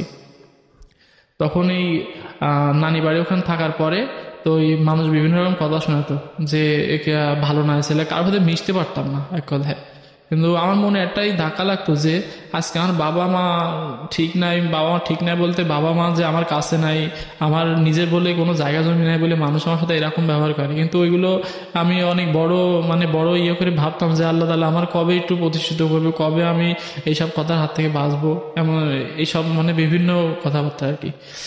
এই এক পর্যায়ে কি করতাম, ওই যে মানুষের কথা শোনা পরে সন্ধ্যায় আমাদের বাসার পেছনে একটা সিঁড়ি পুকুর আছে, সিঁড়ি পুকুরে বসে বসে মানে খুবই কান্নাকাটি করতাম একা একা। একা একা। আর এগুলো নিয়ে ভাবতাম, আর আবার যেদিন কি ওই আমার সপ্তাহ যেদিন ওই যে শুক্র শনিবার আসতো, সেদিন আমি ওই দিনটার অপেক্ষায় থাকতাম। আর মামা আসবে, মামা আসলে আবার মিষ্টি নিয়ে আসতো, তারপরে আমাকে যাওয়ার সময় কিছু টাকা দিয়ে যেত। আমার ওই দিন আমার আম্মুরা আসতো। এক পর্যায়ে খুশি থাকতাম, আর এক পর্যায়ে খারাপ মন মানসিকতা থাকতাম যে আম্মুরা আসলে হয়তো আমি থাকবো কোথায়, থাকবো কোথায়। আর এক পর্যায়ে ভালো লাগতো যে তাদের মুখ সবার দেখতে পারবো এবং ভালো মন্দ খেতে পারবো। তখন এই চিন্তাটা করতাম। কিন্তু ওই দিন আমি কিন্তু যখন আমার আম্মুরা আসতো তখন কিন্তু আমি ওই প্রতিনিয়ত কিন্তু ওই যে বিচলির ওখানে ঘুমাইতাম, বিচলি পেতে ওই যে কচুর পাতার ওখানে ঘুমাইতাম। এবং আমার আম্মুরা নানিরা জিজ্ঞেস করলে আমি বাবুরে বলছিলাম যে যদি জিজ্ঞাসা করে তো বলবা যে তোমার কাছে আমি থাকি। তাদেরকে আমি বুঝতে দেয়নি যে আমি ওখানে থাকতাম। প্রতিটা মানুষের জীবনেই একটা করে গল্প থাকে, সেই গল্পের সাথে হয়তো লক্ষ লক্ষ মানুষের জীবন গল্প মিলে যায়। আমি আরজি কিবরিয়া আপনার সঙ্গে রয়েছি। আমি কথা না বাড়িয়ে হানিফার কাছে আবারও ফিরছি। হানিফা, জি বলুন। এর মধ্যে আমার মেজো বোন আর আমার বড় বোনের কিন্তু বিয়ে হয়ে গেছে। আর আমি যখন এসএসসি পরীক্ষা দেবো তখন আমার ছোট বোনটা মানে ক্লাস 3-তে কিংবা 2-তে পড়ে। এখন আমি এসএসসি পরীক্ষা দিন দেবো, সেদিন আমার মামা তো চাকরিতে, আর আমার মেজো 2 বোনের বিয়ে হয়ে গেছে, আর আম্মু হসপিটালে চাকরি করে। এখন আমি গেছি একা একা পরীক্ষা দিতে গেলে সে প্রথম যে ওই যে আপনার মানে পরীক্ষা, এখন তো পরীক্ষা হয় আপনার এই সিট নাম্বার দেখে দেখে, সবার গার্জিয়ান আসছে। এখন আমি আমার ওই স্যার আমাকে নিয়ে গেছে সাথে করে, আমার যদি লেখক স্যার, উনি গেছে, উনি আমার সবকিছু দেখায় দুকে আসছে। ওনার কাছ থেকে আমি যেটুকু শিক্ষা পেয়েছি, তো আমার আর কোনো শিক্ষার দরকার নাই। আমার যে বাবা মার কোনো শিক্ষা আমি পাইনি, তা আমি মানুষের সম্মান করতে জানি কিনা এটা আমি জানি না, কিন্তু ওর কাছ থেকে, আমার ওই স্যারের কাছ থেকে যে শিক্ষাটুকু পেয়েছি, তা আমি মনে করি শিক্ষাটুকু আমার সারা জীবন কাজে লাগবে ওইটুকু সময়ের মধ্যে। এখন তার এভাবে এসএসসি পরীক্ষা দিলাম। এসএসসি পরীক্ষা দেওয়ার পরে আমার আবার কি হলো, এর মধ্যে আমার মেজো বোন রে যে বিয়ে করছিল, সে আবার মানে একটু নষ্ট টাইপের ছেলে ছিল বলতে নেশা দ্রব্য করতো। তবে মেজো বোনরা আমাকে মারধর করার পরে এক পর্যায়ে আমি আমার মেজো বোনরে তখন আমি যখন এসএসসি পরীক্ষা দেওয়ার আগে কিন্তু আমি একটু কাজকাম করি, মাঝে খেতে কাজকাম করি, তারপরে মানে বিভিন্ন খেতে কাজকাম করে কিছু টাকা পয়সা নিজের খরচটা নিজে আর কি তুলতে পারি। তখন এক পর্যায়ে আমার মেজো বোনের এরকম মারধর করার পরে তো আমার মেজো বোনরে আমি নিয়ে চলে আসি। তারপরে আপনার ওই যে এসএসসি পরীক্ষা আমি খুব ভালোভাবে দিলাম, তো রেজাল্টও মোটামুটি আসলো ভালো। তারপরে আসার পরে কি করলাম, ওই যে আর মা তখন আর কাজ কাম করতে পারে না। তারপরে ওই যে আমি এসএসসি পরীক্ষার পরে আমার এক ভাই আছে, ওই যে আমার ওই বাবা বাড়ি গ্রামের ওখানে এক ভাই আছে, তার নাম ইমরান। তার একটা মাছের আড়ত ছিল, পাইকারি যে মাছের আড়তগুলো থাকে, ওই আউট ছিল। সেখানে নিয়ে গিয়ে আমাকে একটা চাকরি দেয় ম্যানেজারের, এসএসসি পরীক্ষার পরে এটা। তো আমাকে সে চাকরি দেয়, সে মানে খাতা কলমে লেখালেখি কাজ এগুলো দেয়। সে আমাকে 3,000 টাকা বেতন দেয়।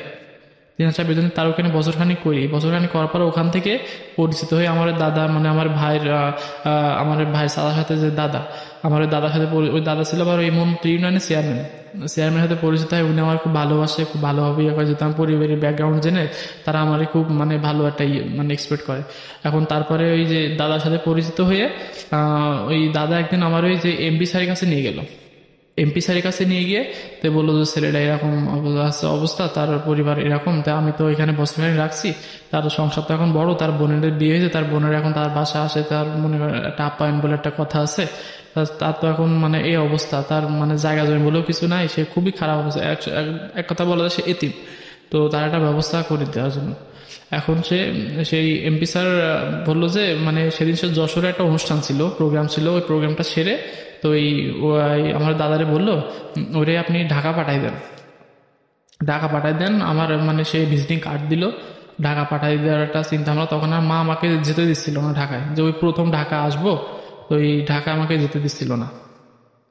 তো এই ঢাকায় না আসার পরে তো ওই আপনার কি হলো, ওই যে ওই সাথে আমার আসলো ওই দাদাই আসলো, দাদারও একটু কাজ ছিল সচিবালয়, উনি আসলো ওই এমপি স্যারের বাসায়, দুজনে গেলাম। যাওয়ার পরে তো এই আমি প্রথম 2-3 দিন গিয়ে যে ফিরে আসছি, এমবি স্যার একটু চেষ্টা করছে কিন্তু কোনো জায়গায় কাজ হয় না। পরে তো ওই এক পর্যায়ে চলতে থাকলো, চলতে থাকার পরে আমি এখানে আবার একটা অন্য জায়গায় ঢাকা এক জায়গায় চাকরি নিলাম। যে এমবি স্যার বললো একটু দেরি হবে, এক জায়গায় কইছি তো একটু দেরি হবে, তো আমি এক জায়গায় চাকরি নিলাম। চাকরি নিলাম বলতে আমি মানুষটা এখনো বলবো না, আমি বর্তমানে যার এখানে আছে এখনো, সে তার নাম হচ্ছে আহসান হাবিব স্যার। তিনি কানাডার ভিসা করেন, প্লাস ওই যে অর্থ মন্ত্রণালয়ে কাজ করেন। এখন তার ওখানে একটা চাকরি দিল তার অফিসে প্রায় এখানে এসে আমি আবার পড়াশোনা আমি বন্ধ করি নাই, পড়াশোনার বন্ধ না, এর মধ্যে আমার 2 বছর গ্যাপ গেছিল, আর পারিবারিক অবস্থার জন্য 2 বছর গ্যাপ গেছিল। গ্যাপ যাওয়ার পরে আমি পড়াশোনা করতে পারি না। তো যখন আহসান হাবিব স্যারের অফিসে যখন আমি কাজ নিলাম, তখন সে আমাকে বই কিনে দিল, তারপরে পড়াশোনা যাবতীয় পরীক্ষা সুযোগ সুবিধা যা লাগে সমস্ত সবকিছু, থাকা খাওয়ার মিলে সবকিছু দিত। সে আমাকে প্রতি বৃহস্পতিবারে যাওয়ার আগে আমাকে টাকা দিত, খাওয়ার টাকা, আর বেতনও দিত। সে বেতন দিত আমাকে 6,000 টাকা। তো মোটামুটি এভাবে চলছিল।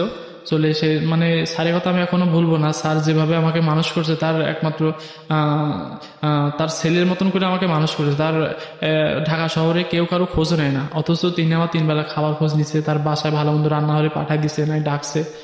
এভাবে এখানে কাটতে লাগলো। তারপরে আমার সংসারটা তো এখন মোটামুটি পর্যায়ে বড় হতে লাগছে, কারণ বোনেরা আসে যায়, একটা খরচ খরচা একটু অন্যরকম।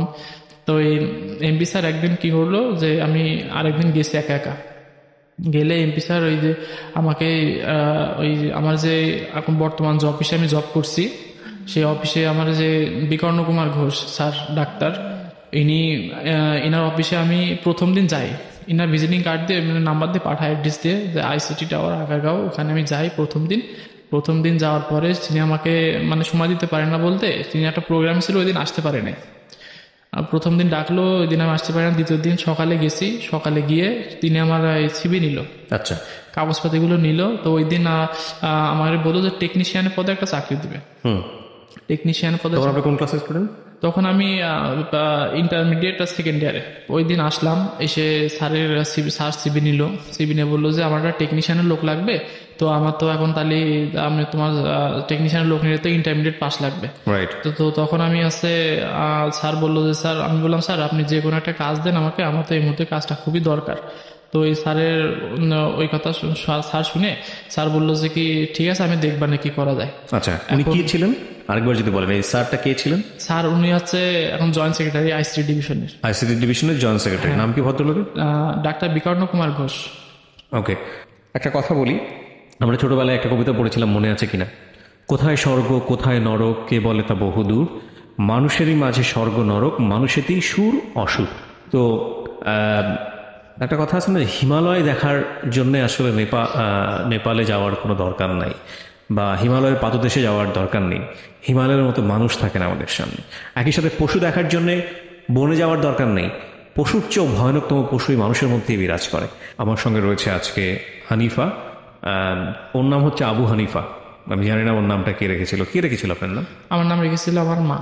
আপনার মা? জি। ঠিক আছে, চলুন, তারপর কি হলো?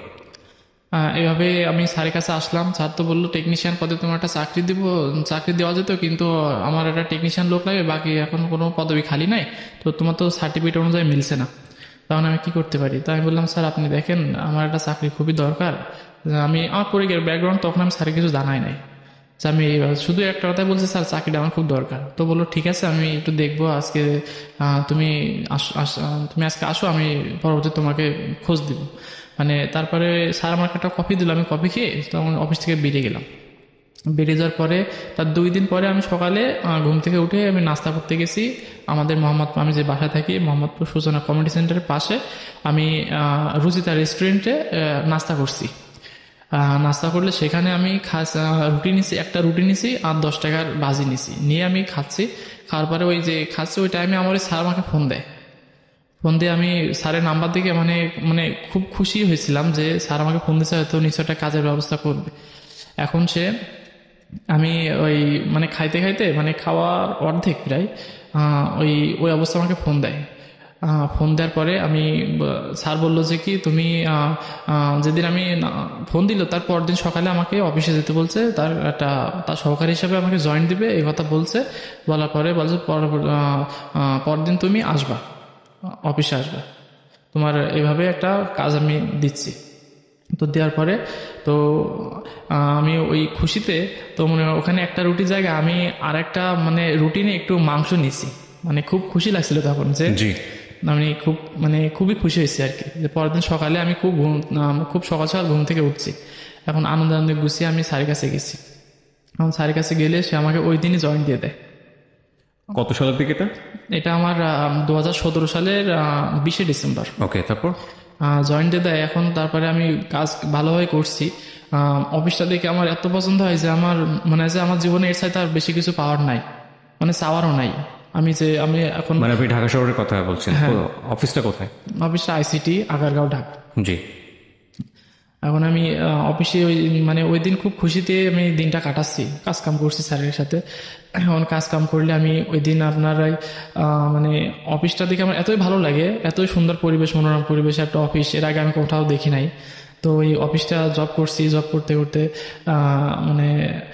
আমার জীবনে শুধু মনে হচ্ছে যে এর বেশি কিছু আমার আর দরকার নাই এখন পর্যন্ত, যেটা যে এর বেশি কিছু আমার দরকার না। আমি যে আজ আমার যেখানে আমার টাকা নাই, আমার কোনো লোকজন নাই, যেখানে আমার বাবা মার কোনো ইয়ে নাই যে একজন একটা রিকোয়েস্ট করে চাকরি দিবে, শুধুই আমার এখানে এই পর্যন্ত আসার মূল একটা উদ্দেশ্য, সেখানে হচ্ছে আমার এই যে ভাইটা তার আউটে চাকরি দিল, চাকরি দেওয়ার পরে চেয়ারম্যান দাদা নিয়ে গেছে, এমপির কাছে গেল, এমপি স্যার আমাকে এত এটা সহযোগিতা করে এই পর্যন্ত নিয়ে আসছে। এমপিটাকে? এমপি অ্যাডভোকেট মনিরুল ইসলাম, সংসদ সদস্য 2 আসন, যশোর 2 আসন। জি। স্যারকে আমি কোনোদিনও ভুলবো না। স্যার আমার জন্য যেটা করেছে অনেক করছে স্যার। আর আমি মনে করি যে আমাদের যে বর্তমান এমপি, তিনি যদি আমাদের এই 2 আসনে যদি মনে করেন যে সারা জীবনও থাকে, তো মানুষের মনে আপত্তি হবে না যে তিনি এমপি থেকে বরখাস্ত হয়ে যান। এত মানুষের সাথে এত ভালোভাবে উই লাইক এই ধরনের অ্যাপ্রিসিয়েশন তো সাধারণ মানুষের কাছ থেকে পাওয়া একটা রাজনীতিবিদদের জন্য প্রয়োজন এবং অনেক বড় সার্টিফিকেট আমি মনে করি। আচ্ছা, সেটা ঠিক আছে, কিন্তু তার আগে আপনার জীবন গল্পে আমি আরেকটু ফিরে আসতে চাই। একটা হচ্ছে যে অবর্ণনীয় জীবন, সেটার খুব অল্প সময়েই আপনি কিছুটা হলেও আমাদেরকে বলেছেন, কিন্তু তার আগে আপনি আমাকে আরেকটা বিষয় বলেন। আপনি যখন জবে জয়েন করলেন তখন তো আপনার ইন্টারমিডিয়েট কমপ্লিট হয়নি না? তার মানে আপনি কি এখন পড়াশোনা ছেড়ে দিয়েছেন না? হ্যাঁ, মাঝে ওই চাকরিতে ঢাকা আসার 1 বছর আমার গ্যাপ যায়। 1 বছর গ্যাপ যায় বলতে আমি তখন এই অফিস চাকরি করার আগে আমি 1 বছর পড়তে পারি টাকা পয়সার জন্য। তবে এখানে আসার পরে আমি আবার অ্যাডমিশন নিই। এখন আমি বর্তমানে আপনার সেকেন্ড ইয়ারে আছি, এই আপনার ওই ইন্টারমিডিয়েট ইয়েতে আছে। আমি এবার পরীক্ষার্থী। পরীক্ষা মানে কোথা থেকে পরীক্ষা দিচ্ছিলাম? আমি যশোরে পরীক্ষা দিব। যশোরে পরীক্ষা দেবেন? তো খুব ভালো। আপনার মান্থলি এখন ইনকাম কত? আমার ইনকাম এখন 22,000 টাকা। 20-22 হাজার টাকা? 20-22 হাজার টাকা ও বেসিক 8,250। আচ্ছা। আর টোটালে আমার 20,100। কি গভর্নমেন্ট জব? হ্যাঁ, গভর্নমেন্ট জব। মাশাআল্লাহ, দিস ইজ অ্যামেজিং। অ্যামেজিং এই অর্থে বলছি যে এই ছেলেটার যে অবর্ণনীয় শৈশব, সৃষ্টিকর্তা ওর দিকে মুখ তুলে তাকিয়েছে এবং ও অনেক ভালো একটা জায়গাতে এখন আছে। গল্পটা এখানে শেষ হয়েই যাচ্ছে বলতে হবে আমাদের, কিন্তু রেশটা যেন কোথায় থেকে যায়। আমি একটু যদি জানতে চাই যে আপনি তখন আপনার মাকে সঙ্গে করে আছেন? জি, মাকে আর আমার ছোট বোনটাকে নিয়ে আমি সঙ্গে করে আসি। ছোট বোনটা এখন ইন্টারমিডিয়েট ফার্স্ট ইয়ারে পড়তেছে। আমি চাই যে আমার মনে এখন একটাই উদ্দেশ্য যে আমি যে টাকা এখন ইনকাম করি তা আমার আমি খুব ভালো পর্যায়ে আছি, আল্লাহর রহমতে খুব ভালো পর্যায়ে আছি। আমি 10-এর মধ্যে চলতে পারি, 10-এর মধ্যে ইয়ে করতে পারি। আর আমার ছোট বোনটাকে আমি যেহেতু 2টা বোন পার হয়ে গেছে, তাদের হয়তো সংসারে কিছু দেওয়া ছাড়া কিছু করতে পারবো না, কিন্তু আমার একটা এখন মূল উদ্দেশ্য হচ্ছে মাকে ভালোভাবে দেখবো আর আমার ছোট বোনটাকে আমি আমার মনের মতন করে মানুষ করবো, যাতে তার জীবনে আর কোনো দুঃখের ছায়া না আসে। শুধু তার জীবনেই না, যে আমার আমি যে লাইফে যে কষ্টটুকু আমি পেয়েছি আমার বোনেরা পেয়েছে, তা আমি আপনার এই প্রিয় শ্রোতাদের কাছে আমি একটা উদ্দেশ্য করে একটা কথা বলবো যে আপনারা যদি সংসার বাঁধেন, সে সংসারকে যাতে এমনভাবে বাঁধবেন যাতে একটা বাচ্চার কোনো ক্ষতি না হয়। যে আপনাদের সংসারের বিচ্ছেদ হলো আপনাদের দুজনের কারণে হলো, সেই প্রভাবটা তার বাচ্চাদের উপরে আসবে। সেই একটা বাচ্চা কখন তার মা বাবার স্নেহ থেকে বঞ্চিত হবে, কখন তার মানে পড়াশুনো করার একটা আসবে, সেই সময়টা যাতে তার মা বাবার সে পাশে পায়। তার মা বাবা ছাড়া একটা সন্তানের জীবনে কোনো মূল্য নাই। আমি যেভাবে মানুষের কথা শুনছি, থাকা জায়গা পাইনি, আপনার কচু পাতার উপরে শুয়েছি, তারপরে এরকম মানে বিভিন্ন রকমের কষ্ট যেগুলো আমার জীবনে এসেছে, সেগুলো যেন আমার মানে পৃথিবীতে কোনো বাচ্চাদের উপর যেন এই প্রভাবটা না আসে। আমার গল্পটা আজকে এখানে বলতে আসার একটা উদ্দেশ্য, সেটা হচ্ছে কি, আমরা যেহেতু এখন যারা ভালোবেসে বিয়ের সাথে যারা করে, কিংবা যাদের এখন সংসার আছে, তাদেরকে উদ্দেশ্য করে একটা কথা বলবো, সেটা যে প্রেম ভালোবাসা করে বিয়ে করাটা মানে একবার যে ঠিক তা নয়, ঠিক তাও নয়, কিন্তু তারা একটু ডিসিশন করে বিয়ে শাদী করুক, যাতে তার বিয়ের পরে যাতে তার সংসারে কোনো প্রভাব না আসে, তার প্রভাব না আসুক তার বাচ্চাদের কাছে।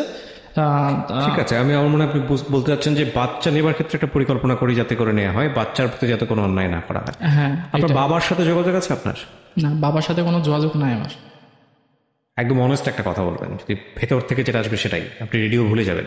জি। আপনার বাবা যদি ভবিষ্যতে কোনো বিপদে পড়ে, কেউ যদি তার পাশে না থাকে এবং আপনার যদি সামর্থ্য থাকে, তখন আপনি কি আমি করবেন? অবশ্যই তার পাশে দাঁড়াবো। গল্পটা এখানেই শেষ হলো প্রিয় শ্রোতা। আপনারা আপনাদের জায়গা থেকে যা মনে করার সেটা মনে করে নিন, আমার কিছুই বলার নেই। আমি শুধু একটা কথাই বলতে চাই শেষে এসে, প্রতিটি মানুষই মূল্যবান, প্রতিটি মানুষকেই দায়িত্ব পালন করতে হয়। সে দায়িত্বের জায়গায় যদি আমরা অবহেলা করি, দিন শেষে সবাইকেই জবাব দিতে হয়। আমি চাই না ওর বাবার অবস্থা কোনোদিন এই আমার শেষ প্রশ্নের মতো হোক।